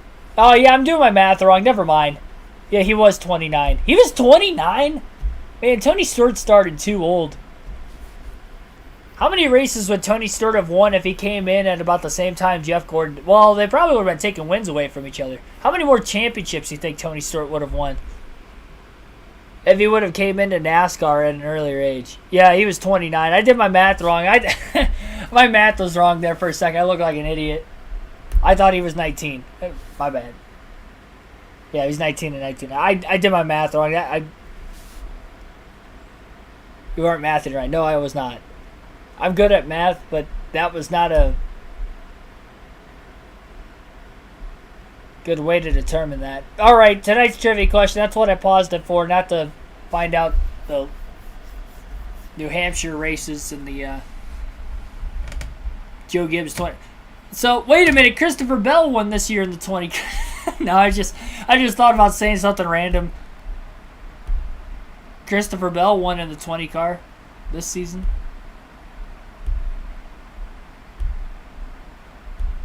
Oh jeez. Hang on, I need to look at that again. Hang on. Wait a minute.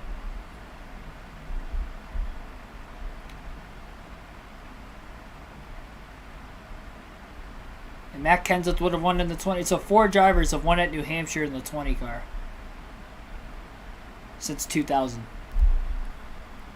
Interesting. Alright, time for today's trivia question on the channel.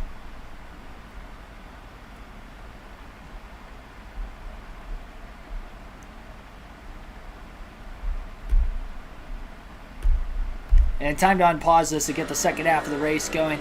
Today's trivia question is a 3-parter. Which 3 drivers are the only drivers... hang on, let me rephrase the question. Which 3 drivers have won the most playoff races at New Hampshire? So there are 3 drivers that are tied for 2 wins in playoff races at New Hampshire. This includes the chase slash playoffs. It's basically the same thing, but now it's referenced as the playoffs, so therefore before it technically was. So from 2004 to 2017 was the last time New Hampshire had a playoff race. Who has the most playoff wins? It's a 3-parter. There are 3 drivers that have 2 wins in playoff races at New Hampshire. You have to name the 3 drivers in your answer.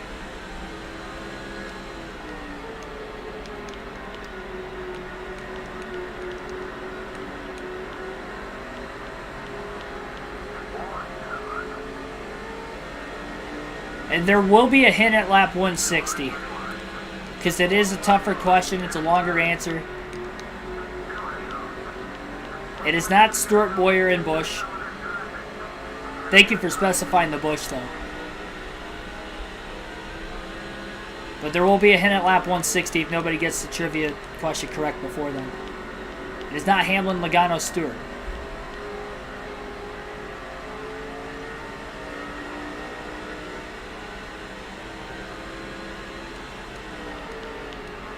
Saw some sparks flying up ahead. Looked like there was a bit of contact.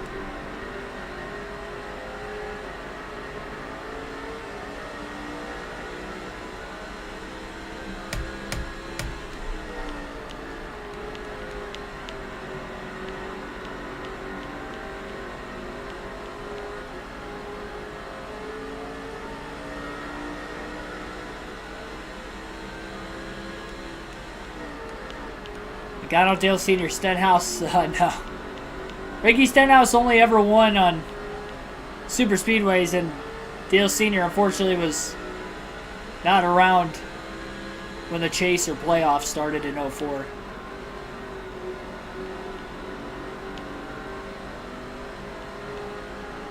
Thanks for tuning into the stream, though, Ethan.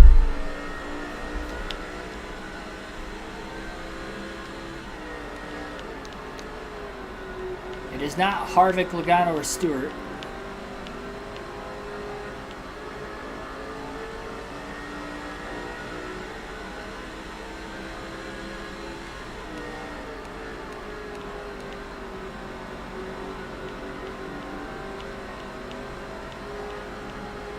I'm gonna pause it for a quick second again. I just want to double check on my answer, just because the whole Tony Stewart thing. I had my question before that.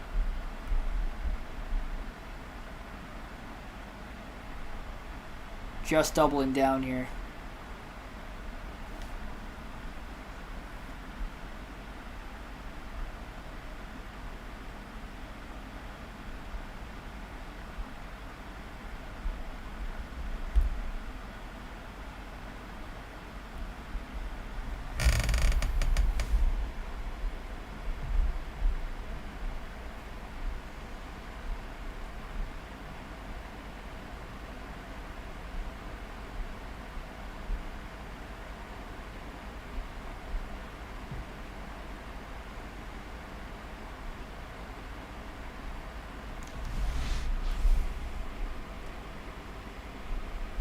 Something...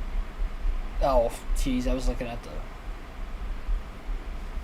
Scrolled too far down the screen.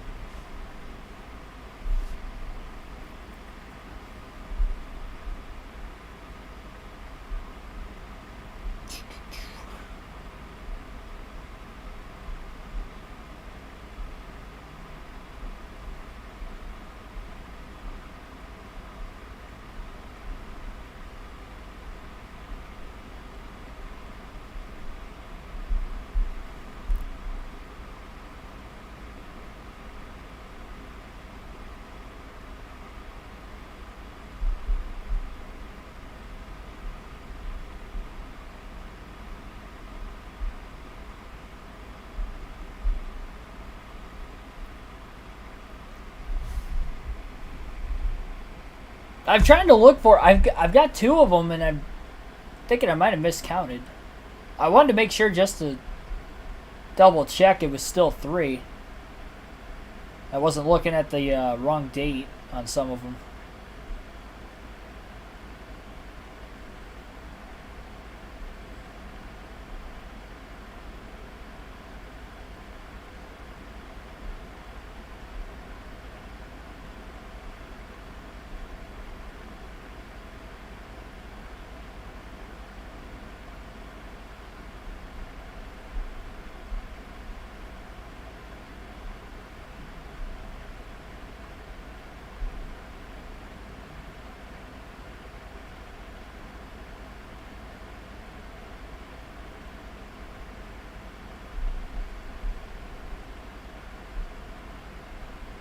Yeah, never mind. We're just looking for 2 answers. 2 answers, not 3. Sorry about that. I wanted to double check just to make sure. I could have swore one of them.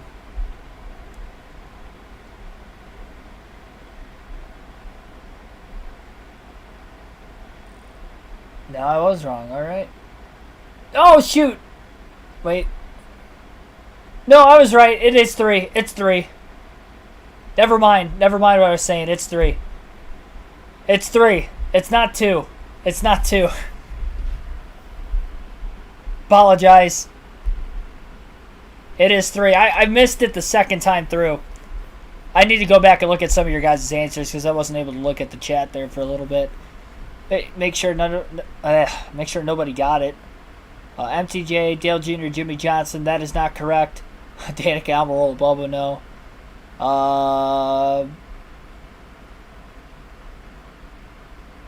Yeah, sorry, it is 3. I apologize. I wanted to check just to make sure. Hamlin, Boyer, Stewart is not correct either. I have the 3 drivers in my head now, so I won't forget this time. Toxic Punk Youngboy, welcome into the stream. 2 laps away from the hint if you guys don't get it before then. I'm sure the hint might give it away.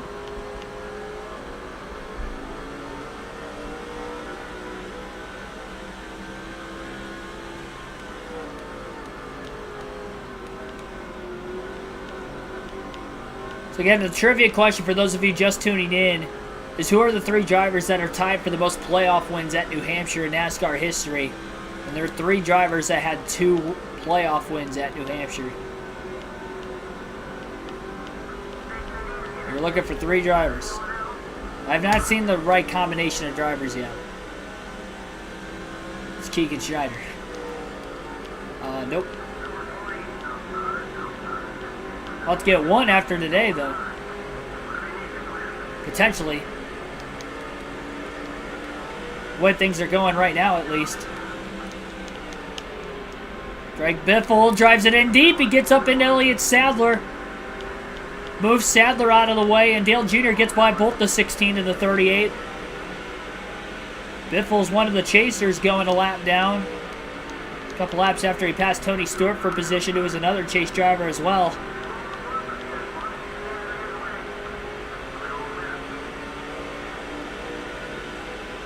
It is lap 161. I've not seen the right answer. It is not Newman, Boyer, or Busch either.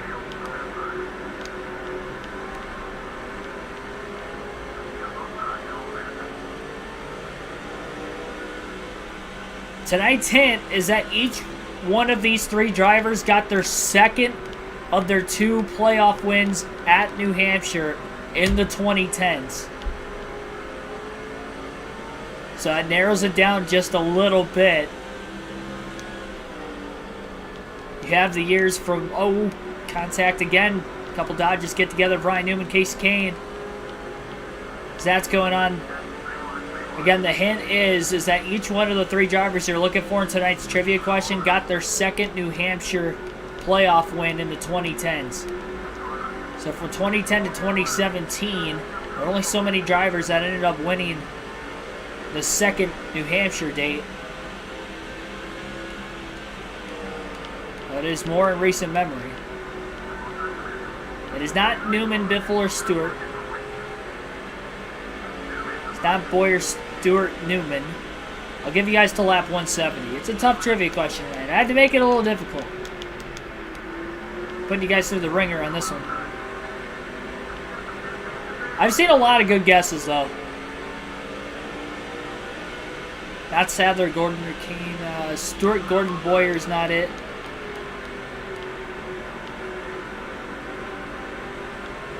Kyle Busch 2017, that's only one of them. And I will state that Kyle Busch actually did not win 2 playoff races at New Hampshire. So Kyle Busch is not one of them that you were looking for.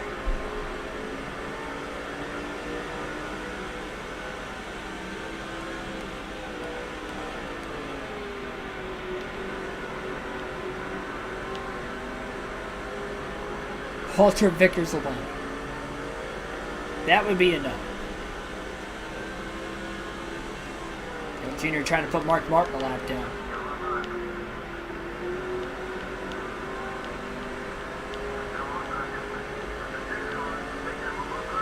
And Dale Jr. will put Mark Martin 2 laps down.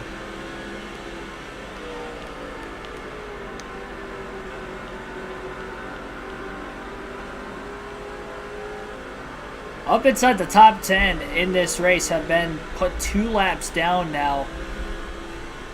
Dale Jr.'s keeping his dominance going.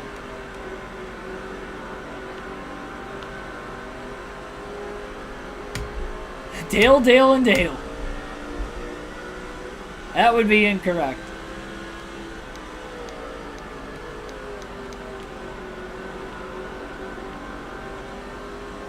There were no Dales that won more than 1 New Hampshire playoff race. Busch, Keselowski, Boyer. Nope. I just said, I kind of gave away another hint by accident that Kyle Busch was not one of the 3 drivers.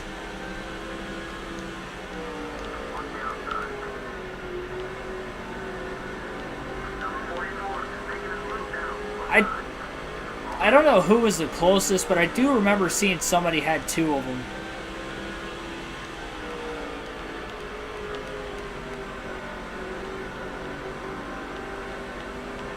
To narrow it down just a little bit more, Matt Kenseth is one of them. Oh, jeez. Scrape into the wall off turn 4 for Dale Jr. Just to help you guys out a little bit more, Matt Kenseth is one of the 3.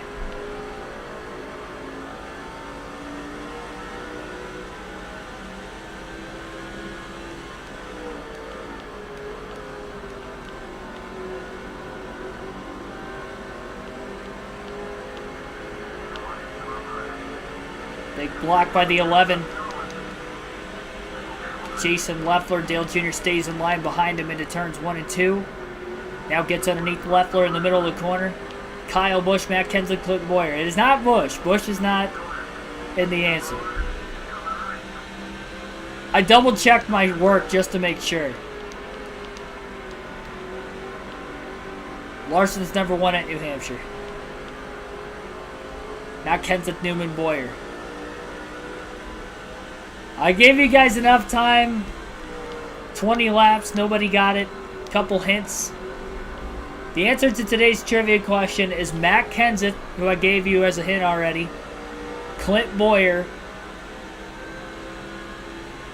And the third was Kevin Harvick. I don't think anybody had the combination of those 3 drivers. Somebody might have to go back in the chat and look at it. just in case. But I don't think anybody had all three of those in the same answer. Kevin Harvick, Matt Kenseth, and Clint Boyer were the three drivers. And I'll even pause it to give you guys the years just to triple check my work.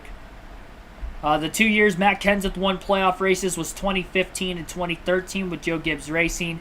Clint Boyer won 2 playoff races in 2007, 2010. And then Kevin Harvick won 2 playoff races, his first in 2006 and his second in 2016. Those are the three. Denny Hamlin has a lot of wins at New Hampshire, but only one was in the playoffs in 2012. Newman was another good answer. He's got a few wins at New Hampshire, but only one in the playoffs, which was 2005. He won the spring race in 2011. Brad Keselowski only has... Well, Keselowski has 2 wins. One in 2020, which was a summer race, because they didn't have the playoff races at New Hampshire anymore in 2020. And then in 2014, he won the spring race, so he never won a playoff race. I saw a lot of people saying Kyle Busch. Kyle Busch won the playoff race in 2017, but that's the only playoff race he ever won at New Hampshire. He also won in 2015, which was in the spring, or in the summer. Anytime I say spring, just know I mean summer. Summer. And he also won 2006 in the summer. Those are the only 3 wins Kyle Busch had at New Hampshire. Kurt Busch only had 1 playoff win at New Hampshire. It was in 2004. He won the spring race in 04 also. He also won the spring race, summer race in 04 and the summer race in 08. Those are the only 3 wins he had. And the only other close one, as far as answer-wise, was I saw some people saying Tony Stewart. Tony Stewart had a spring win in 05. He had a playoff win in 2011. But those were the only 2 wins he had at the track during the playoff/chase era. He had a couple more in the early 2000s before the chase. And then Jimmy Johnson, I guess, would be another close one. He won both races in 03, but that was the year before the playoffs. Then he won the spring race in 2010 also. So he's a 3-time winner, but he didn't win a single playoff race in New Hampshire. So just wanted to go through that just to make sure my answer was right. Yeah, there were a few of you guys that were getting close there, but only... I should say nobody got either of the 3. At least he got Kenseth Boyer. Yeah, he got close. Besides, he was very close.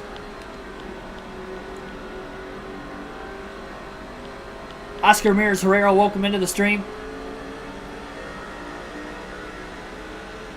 Unomical Asgade, welcome to the stream. Asgade, maybe? I think Jeff Gordon's the last car 1 lap down in the 24 car. Dale Jr. trying to catch him. Sorry I've had the game paused quite a bit over the last 20-25 laps. We're trying to get the trivia question situation ready. I had to find the question. Then we ran into an Illuminati conspiracy at New Hampshire involving... And let me state this. Means some people that are watching the stream now were not watching at the time. I looked it up. I was trying to find a trivia question for today. Tony Stewart and Joey Logano have each won range short races at New Hampshire in the 20 car, and they both went to the same lap. At lap 289 was the finish of both races. I just thought that was interesting. Those are also the only 2 range short New Hampshire races. They've had a couple delayed races, but those are the only 2 range shortened, and then the only dark shortened race was won by Eric Almirola, who happens to drive for Stewart-Haas Racing, and Tony Stewart was kind of involved somewhat in both of those other 2 races. Contact between Gordon and Earnhardt in turns 3 and 4 as Gordon shuts the door Earnhardt shuts the door on Gordon. 125 laps to go at New Hampshire. Dale Jr. has dominated the race. We are still caution-free, and everybody has pitted one time. One more pit stop still to go. And some drivers looking at probably having to pit 2 more times yet. Quite a few drivers actually are.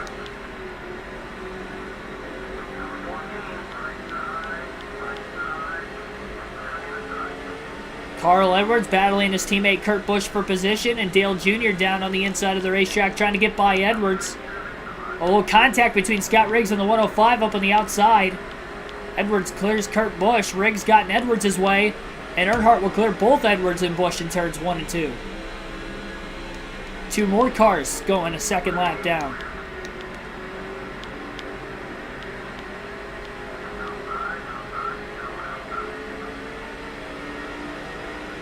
Is MTJ a good answer?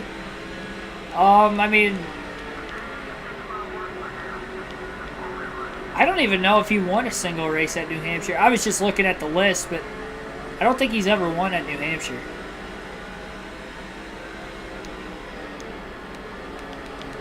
Wasn't the right answer, at least. Or one of them.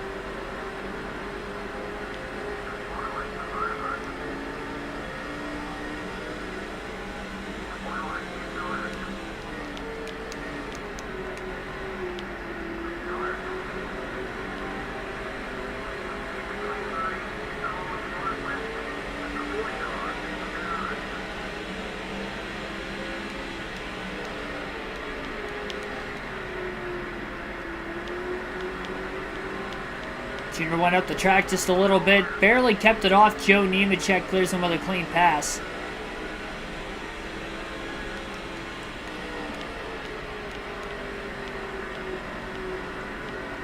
Just to reference, this is on Legend difficulty. Just like every single race on this season, which is the hardest difficulty in this game.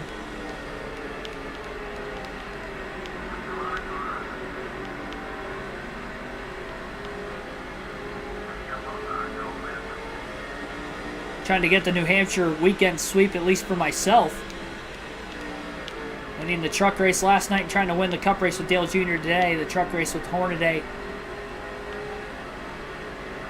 Dramatic race throughout in that one.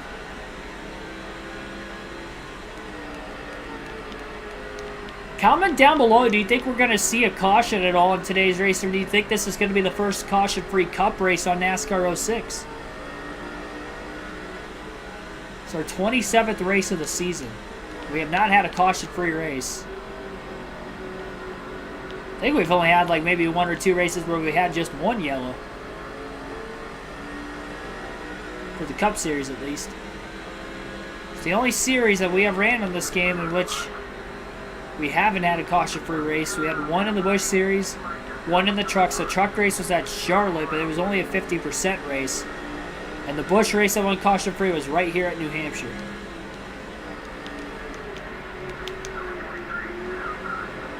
Corey Freed says 2 cautions.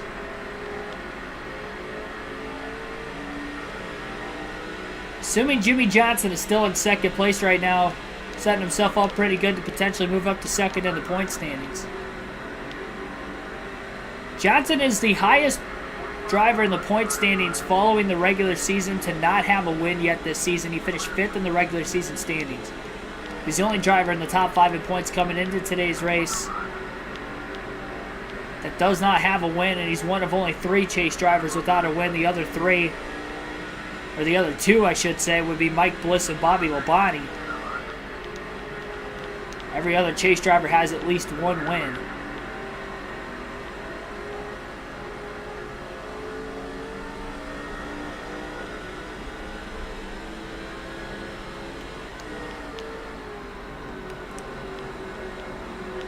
Mark DeMar says caution-free.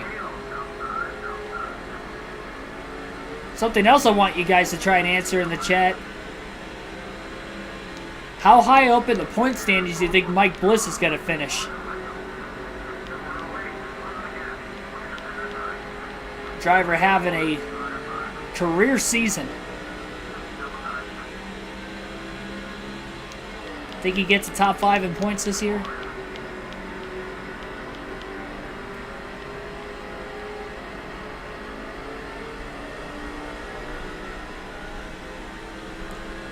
Jimmy Johnson's got a lot of clean air in front of him after getting around G. McMurray the last lap, but Dale Earnhardt Jr. is railing in the 48 car. And it looks like Kyle Busch is the first car to hit pit road. Somebody else is also in the pits. Looks like potentially Kevin Harvick. Hopefully first. Mike Bliss, if I don't win the championship, I hope Mike Bliss does win it. I did not see that coming this season. Dale Jr. underneath of Jamie McMurray. He ran McMurray wide because he wasn't sure if Jimmy Johnson was maybe going to pit. It looks like Bobby Labonte will be the first chase driver on pit road for the second time today. Jr. to the inside of Johnson. Side by side through turns 1 and 2.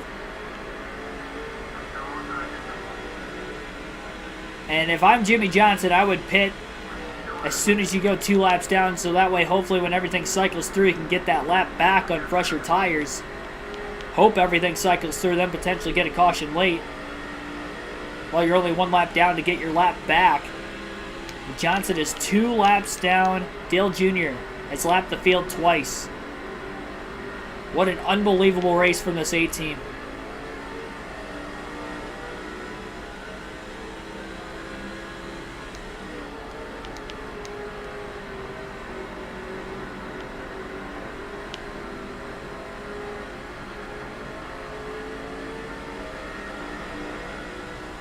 Bobby Labonte blocking, trying not to lose an extra lap in case we get a yellow.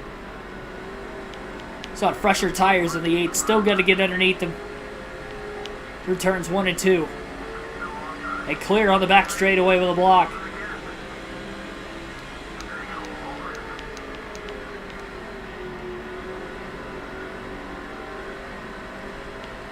Anything can happen. Trevor Bayne won the Daytona 500. This is true. This would be even more impressive, I think, than that. As young as Trevor Bayne was, just because Mike Bliss is in a Haas car. This is not the same Stewart Haas racing that we know today. This is well before Tony Stewart took part ownership. It's just a single car team at that as well. Busch over driving 3 and 4, kind of flatlined it into the corner. He'll lose another lap to Dale Jr. as they close in on the 105 car just up ahead. They'll quickly get by him. I'm more curious to see how tomorrow night's going to go. I was excited for this race just because I knew this was going to be a great opportunity for Dale Jr. to get off on the right foot to start the chase and start the championship campaign. But he's going to have to replicate. Well, he's not going to be able to replicate this performance, but he's got to replicate the wins column, hopefully more than just this race in the chase as well. Think of some of the races he has won this year that are going to be really hard to win a second time and not as easy as this one. Martinsville, for instance, Martinsville's 500 laps. The first race we ran at Martinsville was only 250. So you can't really be as aggressive as early in the race as Junior was that day to get the win. Going to have to try to take care of his equipment a bit better. Talladega is another one. Obviously, very tough to get a sweep at Talladega, even if you're Dale Jr. And knowing how strong the DEI cars are there. Remember, it's just a 3-wide finish at the line. And I'm not usually that good on the super speedways on not only this game, but the NASCAR EA games in general. I don't think I've ever won both Talladega races in the same season. I know for a fact I haven't won a cup race at Daytona yet.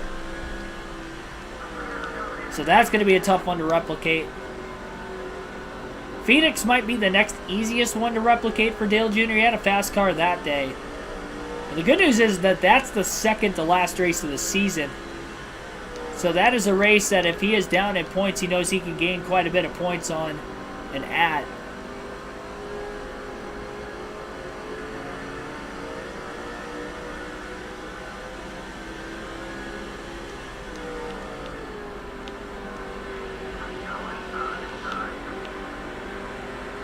Brandon Wheeler, welcome to the stream. Oh, we got some smoke in turns 3 and 4. And quite a bit of it. No caution, we do stay green. Dale Jr. to the inside of Rusty Wallace off turn 4, trying to put the deuce a lap down. Jimmy Johnson's in the pits. He'll lose another lap. Lap cars coming out of the pits just up ahead. Jr. had to back out of the gas to keep from running into either Matt Kenseth or Casey Kane, who were on the apron. Jr. didn't have as much room because he was on the inside of Rusty Wallace for a brief moment. And some of these drivers trying to take it as far as they can so they can hopefully not pit again the rest of this race. Jr. finally gets around Rusty Wallace through 3 and 4. And Dale Jr. has a 3-lap lead on the field because he has not pitted yet for his second time. The plan is to go to lap 210. He went 105 laps the first time. He'll go 105 again. He's got nothing to lose.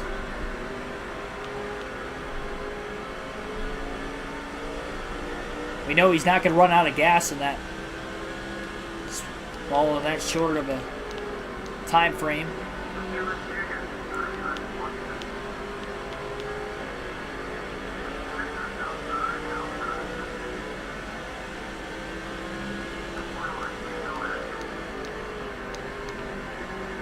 Mike Bliss about to lose another lap.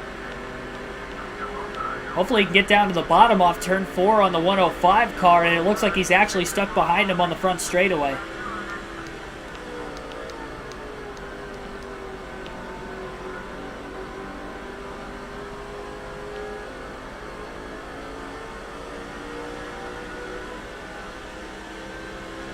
"200 laps complete this time, Pye. We'll have 100 laps still to go at the Magic Mile."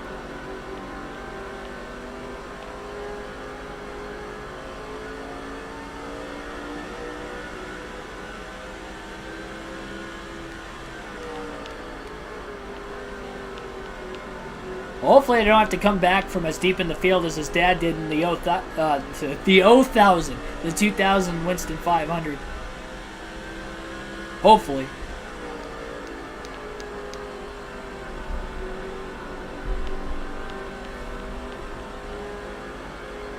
Do a DLCs? Yeah, if you're talking about NASCAR 21, yes. And I still have the championship race at Phoenix to go, but I wanted to take a week off of it. Really focus in with the chase coming into play now on NASCAR 06 and try to prolong that championship race just a little bit longer. I haven't forgot about it, NASCAR 21 Ignition, but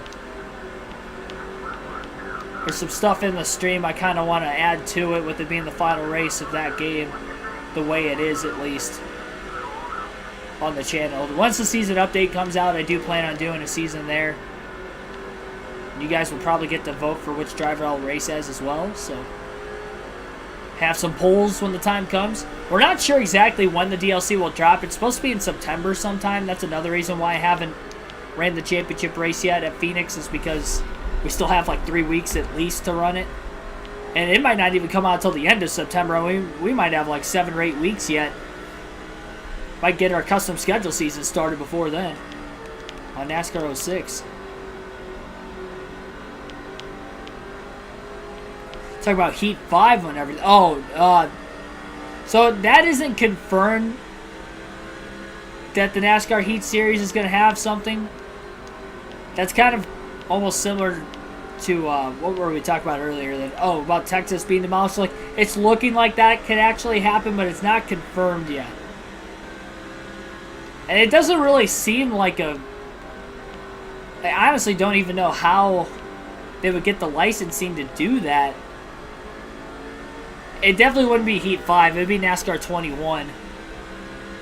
Because I don't even have NASCAR Heat 5 anymore. I'd have to rebuy it. A couple cars right in front of Dale Jr. pitting that time. It stayed out as long as they possibly could.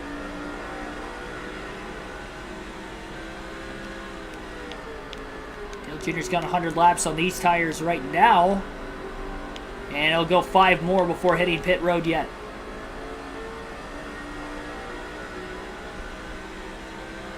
Oh, we got trouble. Couple cars in the outside wall in turns 3 and 4, but no caution. We continue to stay green. And it's hard to tell from this far back, but it looks like it might have been Kevin Harvick and Elliott Sadler who had gotten together. They're still battling to see who could finish 11th in the point standings before the end of the season yet. Now they've got the 105 car right in front of him. And Sadler is stuck on the back straightaway. He loses a spot to Harvick and another lap to Dale Jr. in the process. So it was Elliott Sadler and Kevin Harvick who got together up into the wall, but no caution. Second time we've about seen an accident for the first time today within these last 10 laps.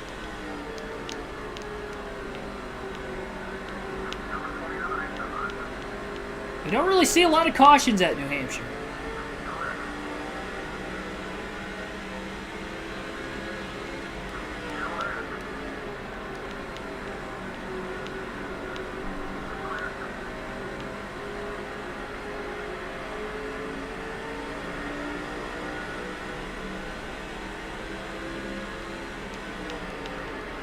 Dale Jr. will drive by John Andretti, and I think this is going to be the last car he's going to catch before hitting pit road. I think Sterling Marlin's the next car in front of him, and I don't think he's going to catch him next lap before he pits. Not if he overdrives 3 and 4 like that. I don't think it was going to matter anyway. Lap 210. 105 laps into this fuel and tire stint. And Dale Jr. will make his second and final stop of the race this time by.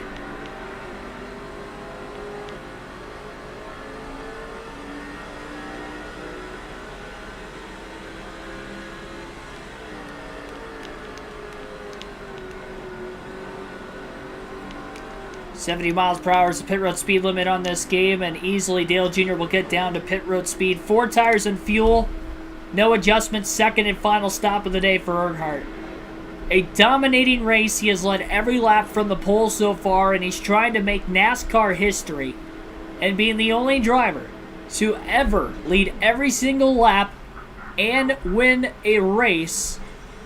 Lead every single lap, I should say, in a playoff or chase race. Nobody has ever done that in a playoff or chase race in NASCAR Cup Series history, and Dale Jr. is trying to do that today. To add 300 more laps led to his total this season, he's fastly going to close in on that 3,000 lap lead mark on the year.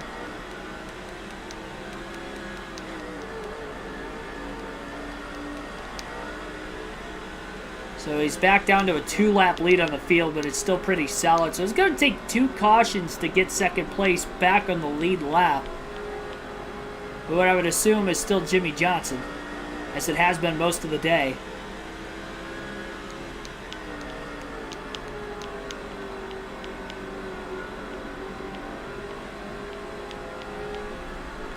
Less than 90 laps to go.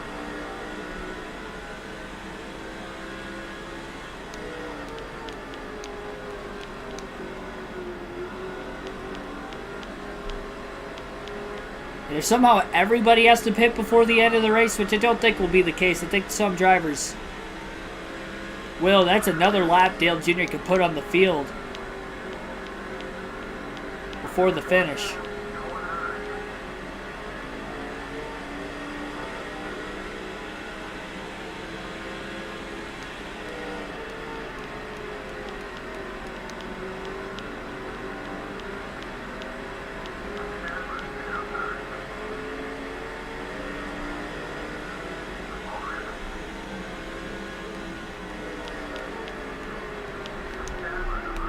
Power slide getting into 1 and 2. Dale Jr. able to keep it off of Sadler, at least on the bottom of the track.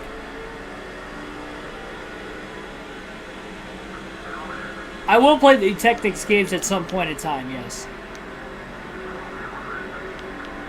Will it be anytime soon? No, but I do plan on getting there eventually. We'll contact with Kevin Harvick. Boris said was on the outside of the 29 car, so there wasn't much room. Dale Jr. had on the bottom. 3 wide just up ahead as well.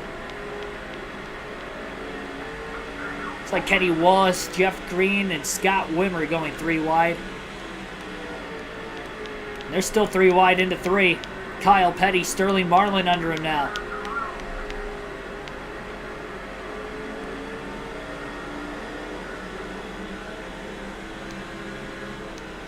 Jr. wants to get around these guys as quickly as possible. Oh, contact 4 wide in the middle of turns 1 and 2.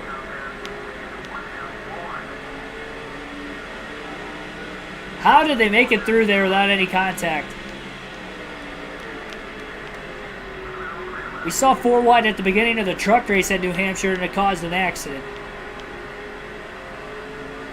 Long green flag run to start this race so far as we're still caution free. 4 wide and there was no yellow as Dale Jr. got around every lap car on the bottom unscathed.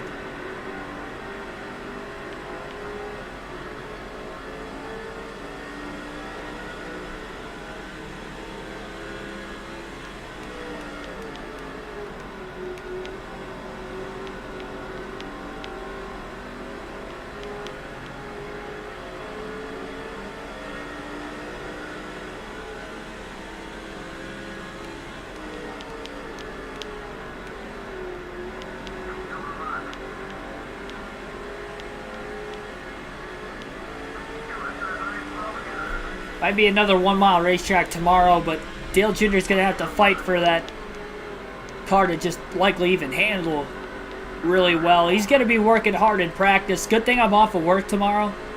I'm going to make sure I get on this thing about a half hour before the stream starts tomorrow. I'm just going to be practicing for like a half hour. Trying to get the car dialed in. Because we're going to need it, because that car was terrible. It was basically like California, but even worse as far as handling was.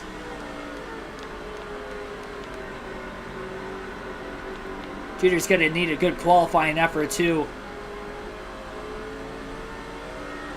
Does not want to start middle to back of the pack.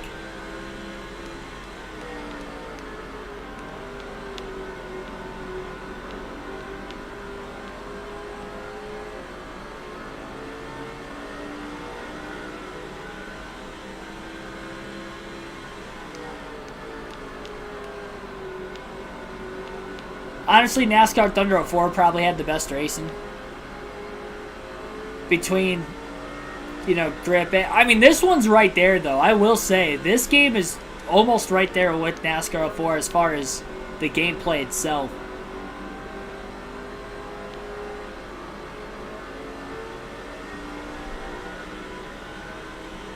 And the fact that you could still race a season-long points format with the custom schedule season 2, so that's still a reliable option. Plus, you still have the chase. I'm almost starting to think that this game is better than NASCAR 05. NASCAR 05 is my favorite game of all time. And the only reason I say that is just because NASCAR 05, I feel like the cars are a little too easy to handle. Now, again, I played NASCAR 05 more than any other NASCAR game. So, I would have to imagine my 10-year-old self, or, you know, younger / maybe a little bit older, last time I played NASCAR 05, playing it for a really long time and growing up and all that, it was probably easy for me to pick that game up and remember how everything was and how to drive it. And that's probably why it wasn't as much of a challenge as what you've seen on NASCAR 06 with this Do It For Dale playthrough, or with the NASCAR Thunder 04 season, where I failed to win not 1 but 2 championships. Terry Labonte has blown an engine on the inside of the racetrack. He's trying to limp his way to pit road as they enter turns 3 and 4 up ahead. And hopefully Labonte can make it to pit road without a caution.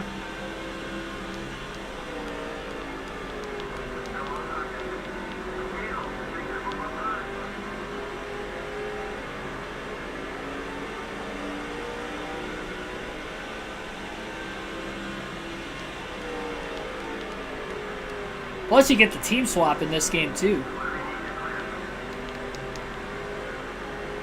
Contact between Earnhardt and Mears. 76 laps to go for Dale Jr. Sees Tony Stewart, Kurt Busch. A few cars up ahead. For the next 2 cars in front of the 0-1 of Joe Nemechek.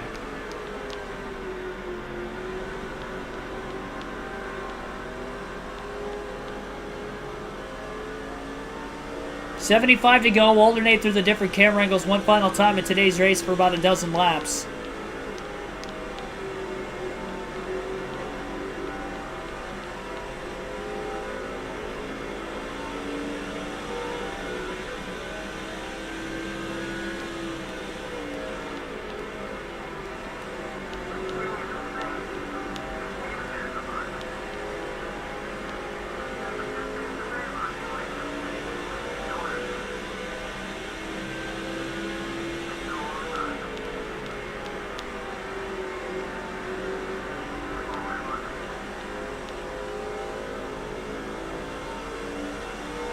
Rodney Stewart getting held up by Joe Nemechek. Dale Jr. went 3 wide underneath him through 3 and 4. Finally cleared him on corner entry into turn 1.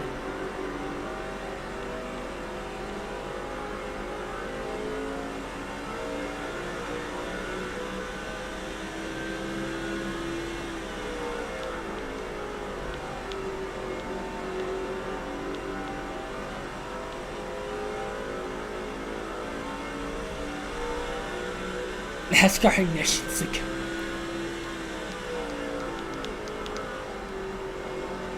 Corey, that is actually the complete opposite. The Toag. The Taog.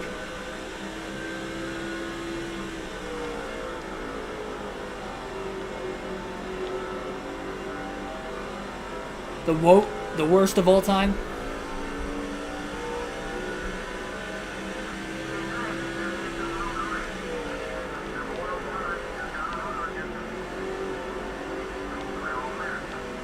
I like how my crew chief, when I was passing the 105, the 105's got a run on you while he's down the cylinder and is getting lapped every 10 laps by the rest of the field.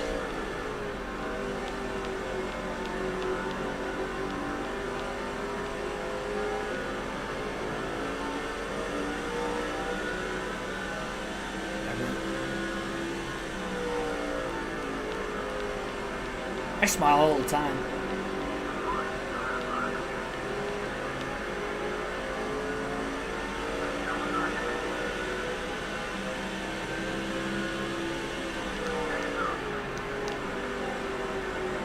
Three Roush cars all back to back to back, all for position, likely battling.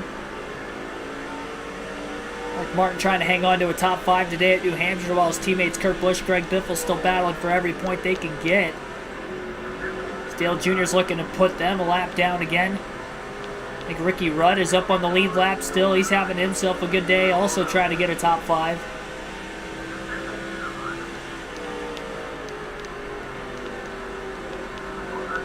Good run for Rudd.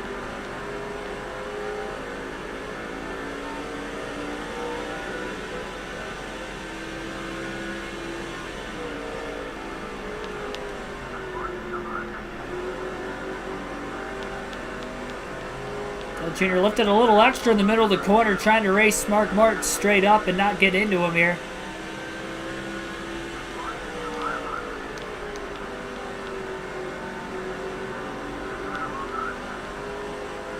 Nishik froze up on you and you had to sim Darlington. That stinks. I know, I've definitely been there before. Going out on the limb and picking the... That's a very good choice. Wonder what the odds are according to Vegas, the live betting odds. I feel like you'd be losing money if you bet it on me to win. That's how much of a favorite Dale Jr. is right now. Looking like Richard Petty in the 60s. In comparison to the rest of the field.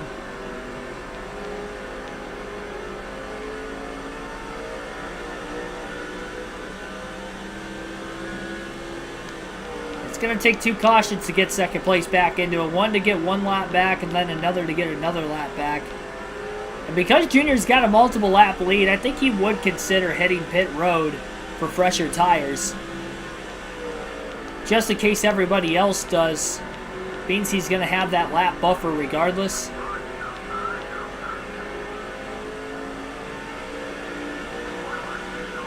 Earnhardt on the inside of Rudd, door to door into turn 1. Dale Jr. now to the inside of Jeff Gordon, quickly off of turn 2. Gordon holding the 8 car pretty tightly on the back straightaway. 105 car just up ahead. Jr. slides into the corner. Luckily, he slid clear of the 105. Gordon gets around him with ease, as well as Rudd.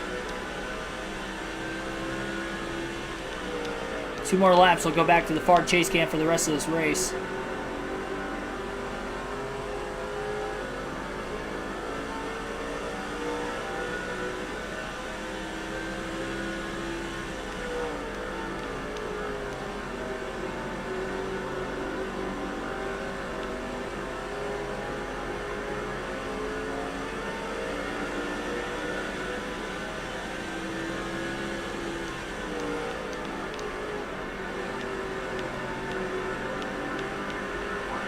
Junior 3 wide under Schrader and Kane.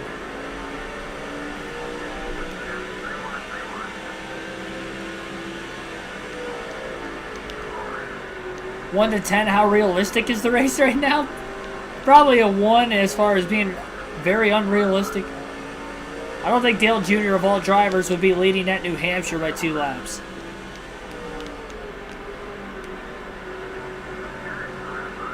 Anybody for that matter. The 2005 season. Pretty competitive field.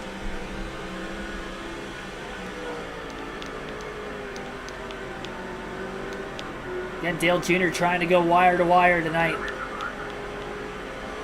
Ryan Newman trying to say otherwise. And Jr. hits him back. Contact off the exit of turn 4 as Newman. They drove right down into the right side door of Earnhardt. 1 to 10 on how boring the race is. It's probably not a good race as far as entertainment goes, which is crazy because the New Hampshire truck race last night was super thrilling.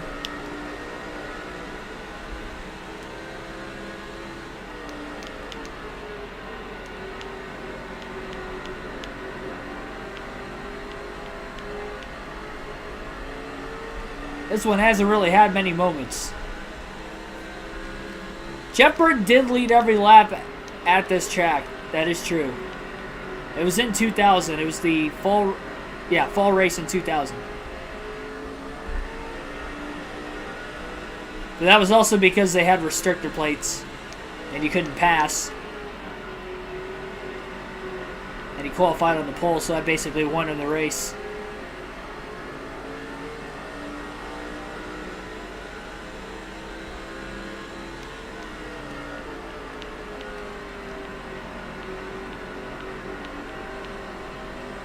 Richmond was a really good race this last weekend, I thought. People give Richmond crap for not being a good track. I thought both races this year were pretty good. I don't think it was just the next-gen car that did that either. Strategy races can be good races. I'd say more often than not they are good. If it takes a strategy race for the race to be entertaining, well, you can't say it's not entertaining. Can't say it's not a good race. Oh my goodness! All 4 tires up off the ground for Earnhardt on the bottom of the racetrack. We haven't seen that glitch in tonight's race. We saw it about 4 or 5 times in the truck race yesterday, but not like that. The entirety of Dale Jr.'s race car came up off the ground. Where last night the truck race, it was really only the left sides that came up off the ground, or the rear tires, but not all 4 like that. Reagan Fan 6, welcome to the stream.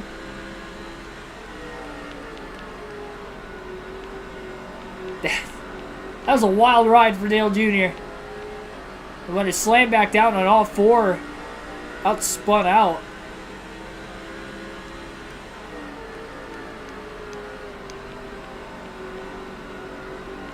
That would have been an interesting way to see our first caution. 55 to go, though. We are still caution-free. It might be for the first time in NASCAR 06 Cup Series history on the channel. About to make history in a couple ways. Caution-free. Dale Jr. trying to lead every lap of the race.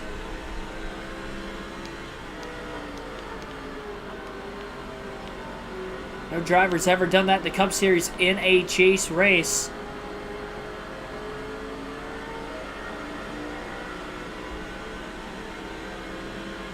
The wheel hop from hell, yeah.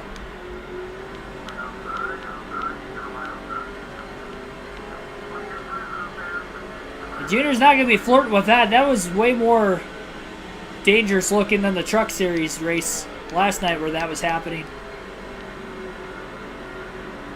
Good thing there's nobody alongside of Earnhardt when it happened, too. Trying to put Carl Edwards a 3rd lap down.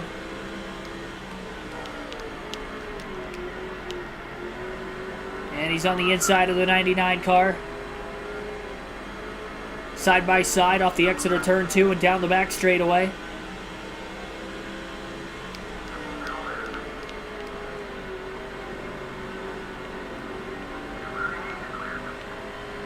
Edwards had 3 finishes outside the top 10 in the last 4 races of the regular season. So he's definitely looking for a bounce back here. And that's despite the fact 6 races he finished outside the top 10 total in the first 26 races in the regular season. So that hot streak kind of came to an end. He still won the regular season championship because of how far ahead he was going into those final couple races. But looking to get back on the right side. He's been top 5 most of the day today, which is good in a race where he came in as the points leader. It's not going to be good enough because Dale Jr. is going to take the points lead from him, but it's still a good run nonetheless. 50 laps to go this time by. We'll take our second and final field pass of the race this time by as well. And we'll see where the other DEI cars are at in the field. And first we'll go to Martin Truex Jr. in the 1 car. Truex currently in the 14th place position. Johnson just up ahead of him. Not going to be in position.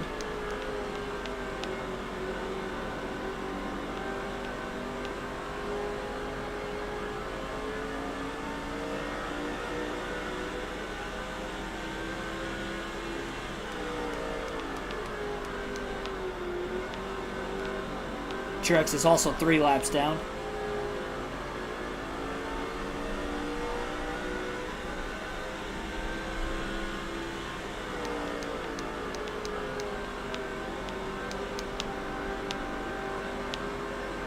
Good corner for Truex. Closes in on the 48 of Jimmy Johnson.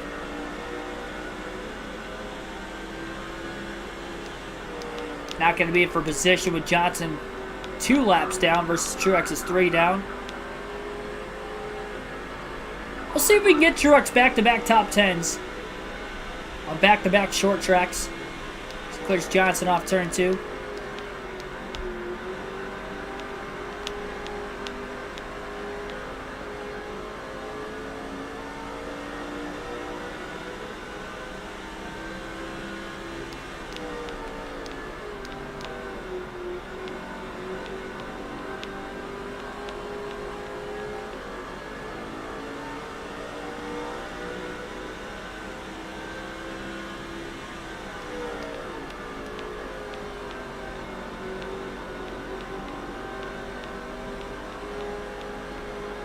Go one more lap with Truex, then we'll swap to Michael Waltrip, who was inside the top 5. In fact, was as high as 3rd place in the running order during our first field pass of the day, about 50 laps into the race.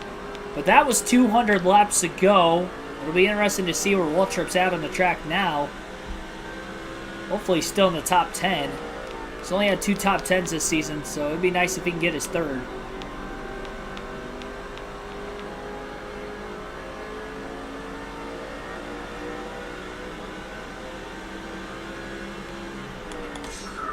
And we'll go to Waltrip, and Waltrip is actually in 15th.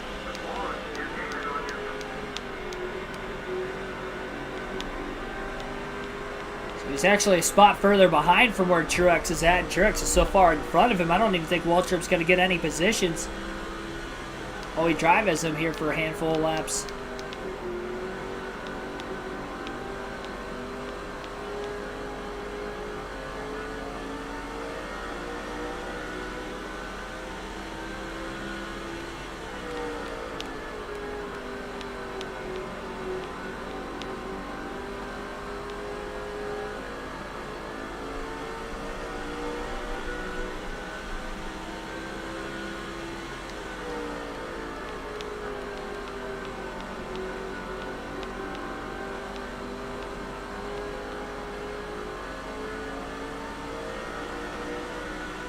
That 105 car did slow down a few of the cars up ahead, and in fact, Jimmy Johnson's still stuck behind him into 1 and 2. Waltrip gets by the 105 quickly through 1 and 2 on the bottom. We'll definitely get around Jimmy Johnson before we're done driving his 15, but I don't think he's going to catch anybody for position.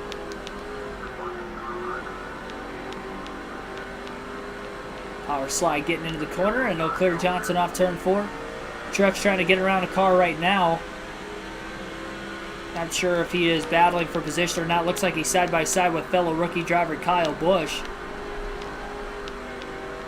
Waltrip drifting his way through 1 and 2. Trying to get all he can down on the apron. Pit crew probably let Mikey down. There's a good chance. So he was in third and running really well early. But again, that was just over 200 laps ago from where we're at now. And we'll go back to Dale Earnhardt Jr. the rest of the race. 41 laps to go. 2-lap lead on the field for Earnhardt.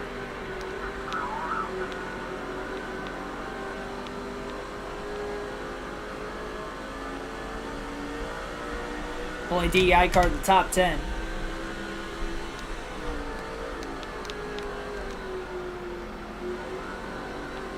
One thing worth noting, though, too, we do see some debris cautions for some harder accidents, some bigger accidents. So if we do see a decent-sized crash, I mean, that could lead into a potential debris caution, which gets Jimmy Johnson back into it for back-to-back yellows. We have to get one if we're going to have any sort of shot to get two. Plus, things can stack up on the restart as well.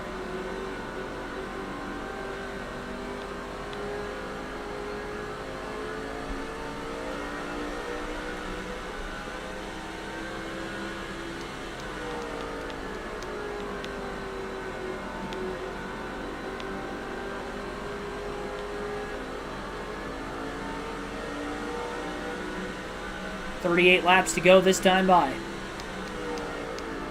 3 wide into turns 3 and 4, just up ahead.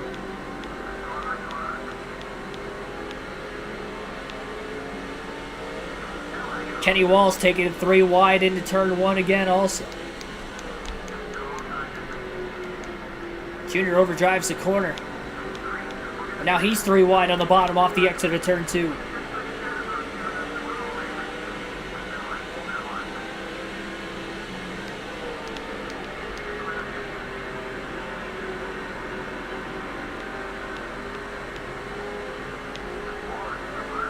Wall's not giving the 8 a lot of room on the front straightaway. Junior's underneath him. And still passes him clean.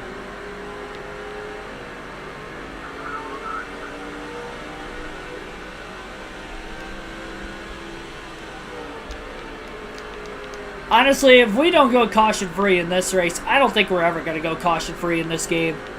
In the Cup Series, at least. I don't even think we've ever made it this far into a race percentage-wise without there being a caution. I don't think we'll ever get this close again.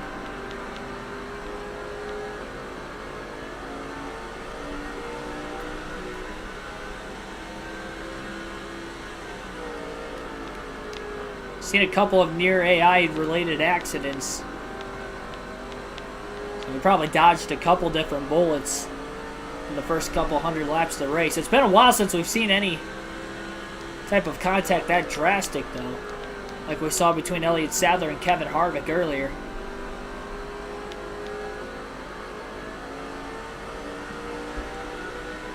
This will be the 12th win of the season for Dale Jr., and it'll be just the second time he'll go back-to-back this season winning this race. Last time he went back-to-back was when he won Richmond and Talladega in back-to-back races. And he'll try to go for 3 in a row tomorrow night at Dover. Yeah, probably my worst, from my best tracks to my very worst track on this game. This and Daytona, arguably. I'd almost put Dover ahead just because I did have a good finish in the Busch Series race there. Handling-wise, it's definitely the worst, though. Daytona, I just never have luck. Dover, I just didn't have speed or handling. The car was just really bad.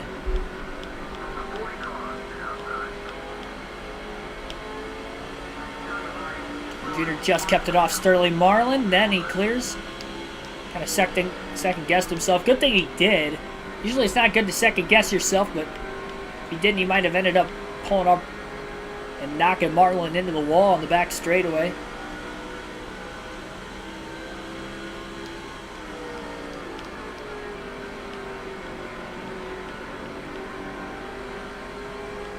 I see some drivers potentially hitting pit road sometime soon, knowing there's going to be quite a few drivers that can't make it to the end on 2 stops.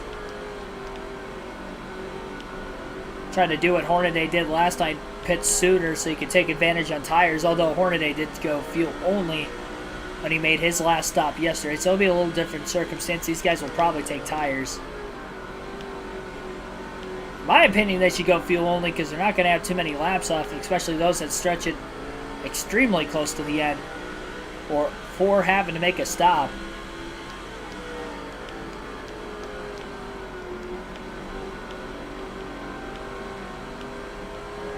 It's like Michael Waltrip has been able to pass Sterling, or sorry, not Sterling Marlin, but Rusty Wallace and Elliott Sadler. So those are a couple positions for the 15.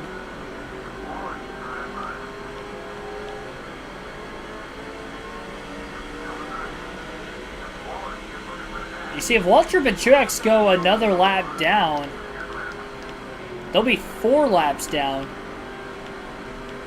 So that's 1 less lap they have to run to the end. And we know Martin Truex Jr. has been pretty good on fuel mileage compared to a lot of other cars in the field. Not as good as Dale Jr., but he's been one of the other best. That could be the difference in him making it to the end and potentially getting a top 10 in back-to-back races.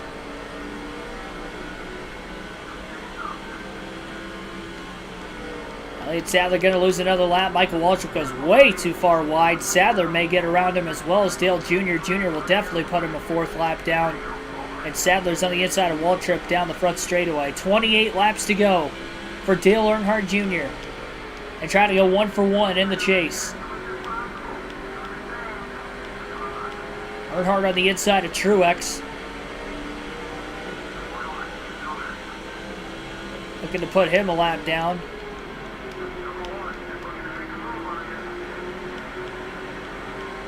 Waltrip also back to the inside of Elliott Sadler, trying to pass him again. Truex now 4 laps down also.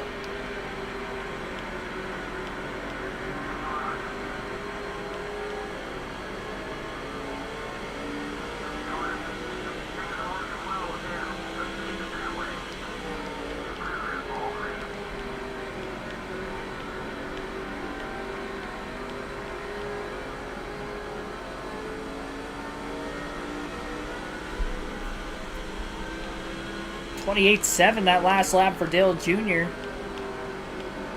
Pretty good. It's to the inside of Shane Meal. See Jimmy Johnson not too far up ahead. He's about to go 3 laps down. Harvick getting held up by the 105. Dale Jr. laps Harvick again. Vickers to the inside of Harvick, it looks like, off the exit of turn 4 as they battle for position. Likely for 11th if I had to guess.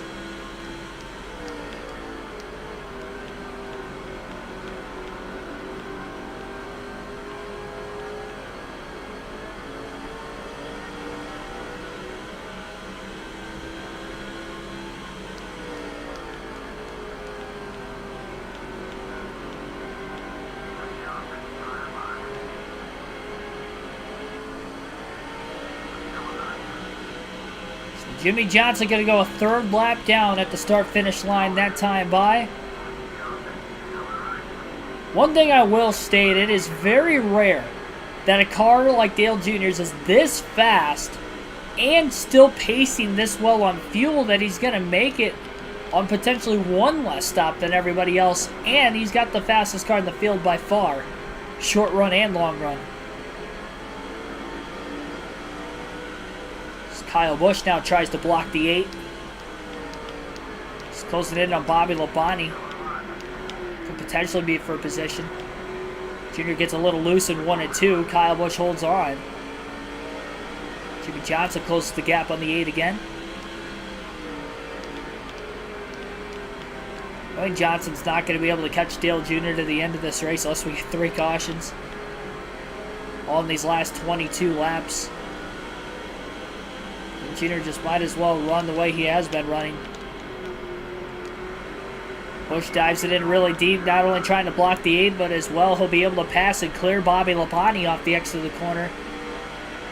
Now Busch side drafts Dale Jr. Ford Jr. clears him in 3 and 4. Still haven't seen any takers onto pit road in recent laps. 21 to go.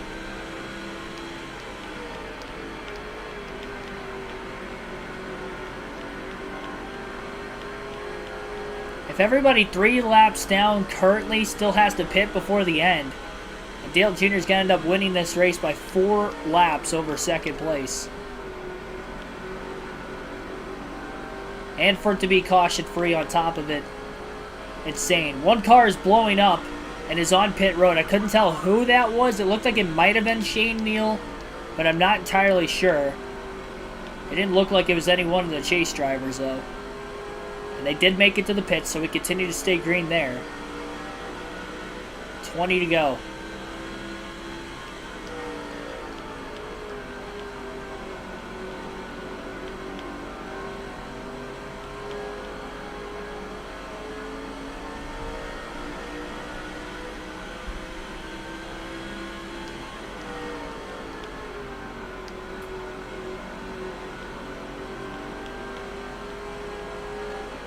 We've had a couple other drivers making their final pit stop of the race and their 3rd stop at that over these last couple laps. Seen a couple drivers enter and leave pit road. Mike Bliss is in. Bobby Labonte is in. So 2 chase drivers currently on pit road. Jr. dives underneath of Casey Mears, who also dives under the 105 car, makes a pass.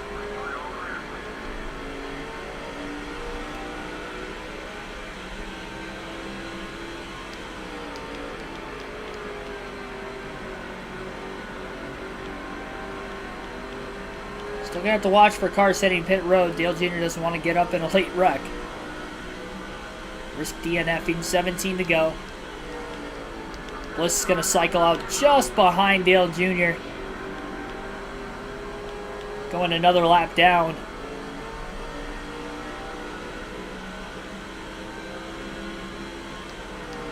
Any one of these chase drivers, other than Dale Jr., make it on one less stop.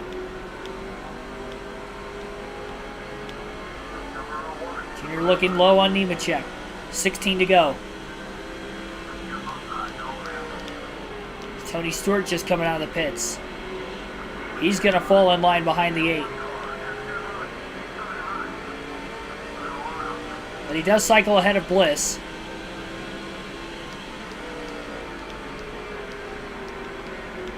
Dale Jr. to the inside of Casey Kane. He was going up the track just a little bit. Not so much to side draft on Kane. That's what ended up happening. But it was just in case Kenny Schrader was going to pit in front of him. Now we'll get to the inside of Schrader in turns 1 and 2. Once he clears him, there's nobody directly in front of him this time into 3 and 4 as he clears Schrader on the back straightaway. I think Matt Kenseth is the next car in front of Earnhardt. Will he be able to go to the end? Actually, I think Kenseth was in the pits. This might be another brighter colored car in front of Dale Jr. No, it is Kenseth. Okay, so maybe it was Quaffle that was on pit road. I saw a yellow car just hit the pits. But it wasn't Kenseth. Oh, there's a car in the outside wall right now. I thought we about saw a wreck. Somebody got up into the outside wall in turns 3 and 4. I couldn't tell who it was. They're so far ahead of where Dale Jr. was when it happened.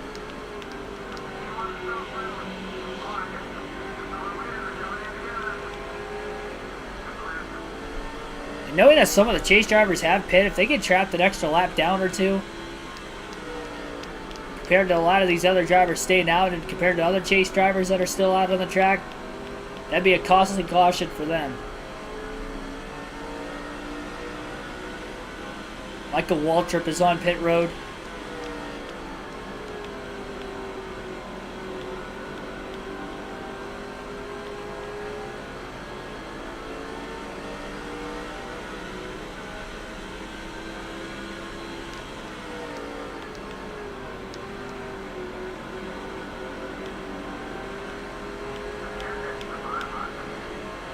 Contact with Matt Kenseth.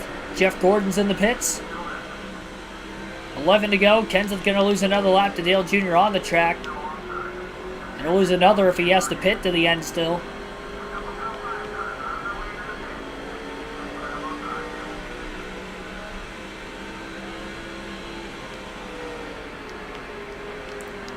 Jr. to the inside of Jeremy Mayfield.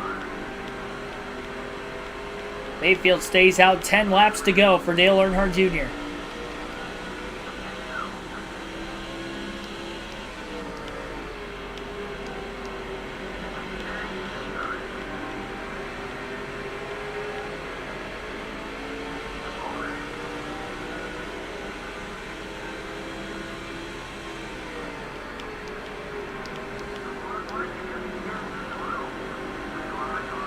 Oh, 5 car on the outside.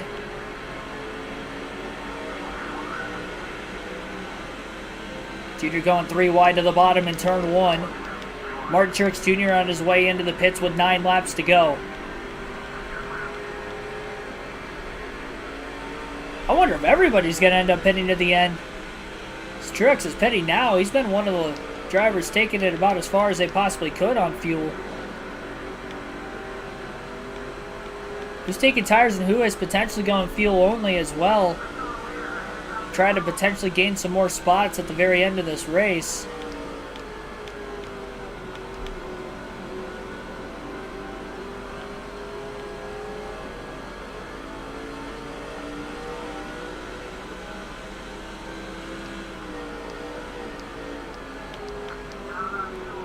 Jeff Gordon will pass Kurt Busch on the racetrack.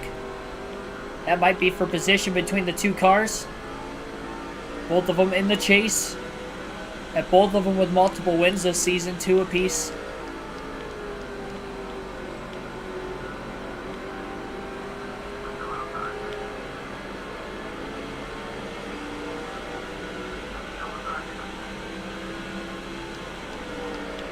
Dale Jr. looking to put Kurt Busch another lap down.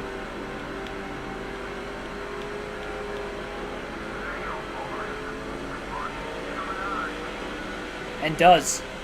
Gordon next.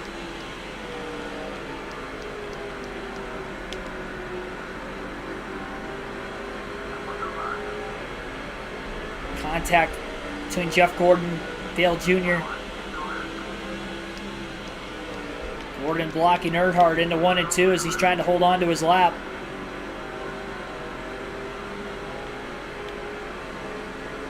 Five laps to go at the line. Caution comes out now, the race would probably end. This juncture. Contact between Gordon and Earnhardt. And Gordon will have to surrender this lap.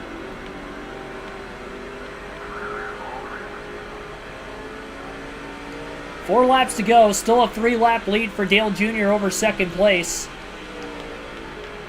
How randomized is the running order with some drivers trying to stretch it on a 2-stop race, Dale Jr. one of which.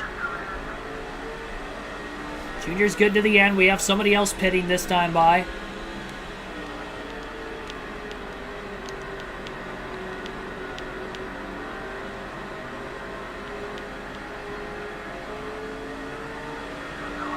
Three to go.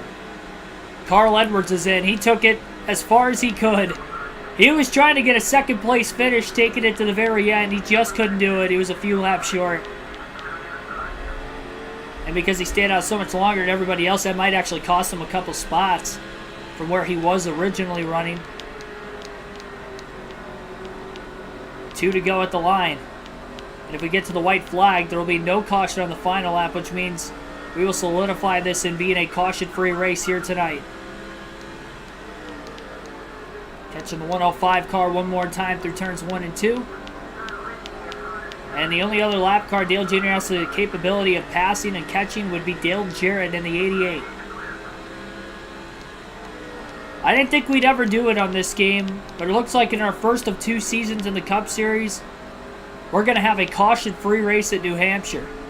White flag in the air, 1 lap to go. A 4-lap lead for Dale Earnhardt Jr. He's going to make it on 1 less stop compared to the rest of the field.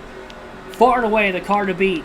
Wire to wire, he will lead every lap, all 300 from the pole. The only driver to ever do that in NASCAR playoff history.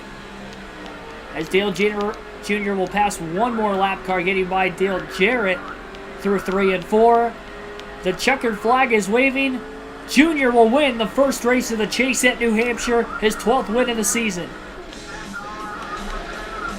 A long time coming, dominant, never took the foot off the throttle, metaphorically at least. As Dale Jr. dominates at the Magic Mile. Shades of Lee Petty, yeah. No kidding. Pretty good burnout on the front straightaway, though.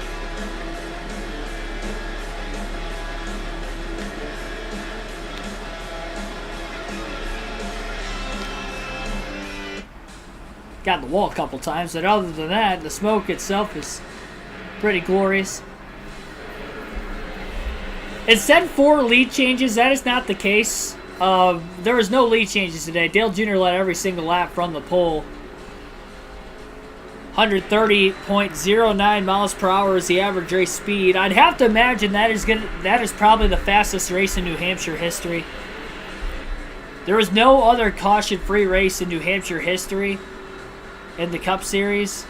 This was the first. Therefore, I believe it is the fastest.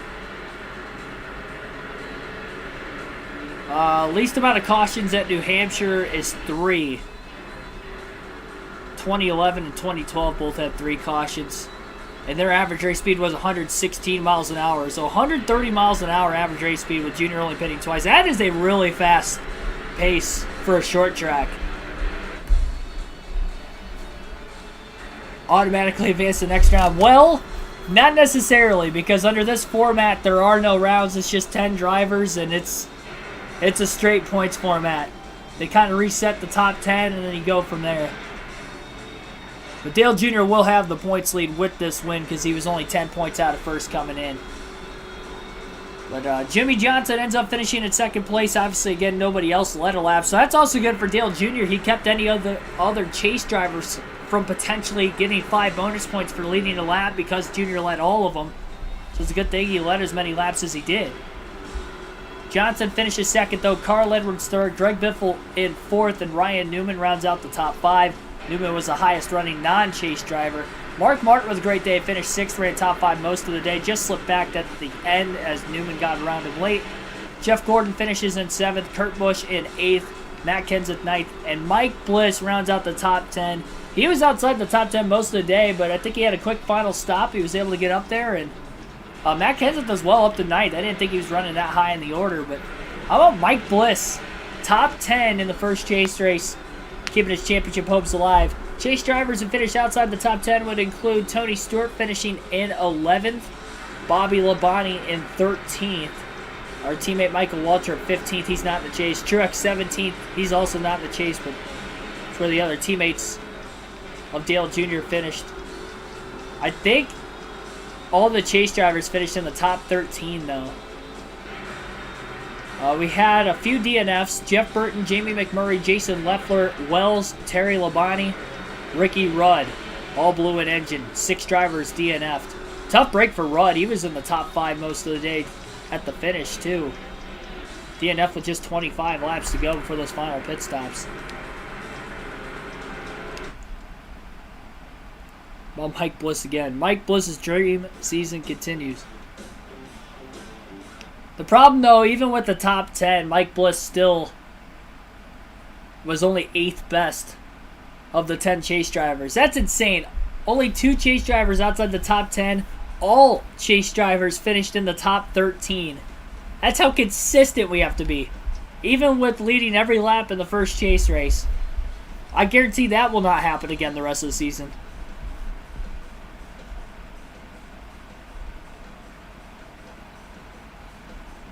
Man, it's going to be interesting. Dale Jr. has a 15-point lead over Carl Edwards. It is tight.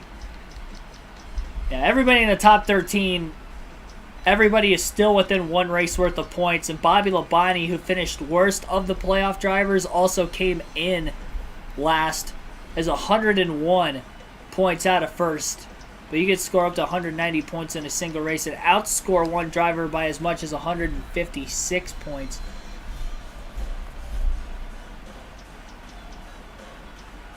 Mike Bliss still 7th. Carl Edwards loses the points lead. For just the second time all season, Dale Jr. is leading in points. Second race we've led in points. We led in points by one race. It's actually the largest point lead because we only had a 7-point lead the first time we were in the points lead. Now we're up by 15, so it's the largest points lead for Dale Jr. this year. 15 points after the first chase race. Luckily, the first chase race was my best track at New Hampshire. Now we go to probably one of my worst. If not my very worst, it's my second worst racetrack behind Daytona. But we go to Dover. And Dale Jr., his stats at Dover earlier this season will go Busch and Cup Series. In the Busch Series race at Daytona, Dale Jr. finished in 6th, led 91 laps. Actually had a good run there. My Truck Series race with Ron Hornaday at Dover, I didn't lead any laps and finished 20th. John Hamilton won that one. The Busch race was also won by Clint Boyer. Who else? And then the Cup Series race at Dover earlier this season, Carl Edwards won. Dale Jr. led just 8 laps, finished 36th. So Jr.'s got his work cut out for him in the second Dover race. It's 400 miles just like the first one. And again, he finished 36th. Probably going to have to finish top 10 every race if we're going to want to win the championship, knowing that literally all 10 of them finished in the top 13 after race 1. We're probably going to need a top 10 every race. It's too competitive not to. So I'll see you guys tomorrow night on the channel. It should be a good one. We'll start things at 6 p.m. Eastern Standard Time once again. And I hope to see you there. Vincent, by the way, thanks for tuning in. I know you mentioned automatically, into the next round. I didn't shout you out for joining us in the chat there at the very end of the race, but thanks for tuning in tonight. Cars One Boy, I don't think I shouted you out earlier, so thanks for tuning in as well.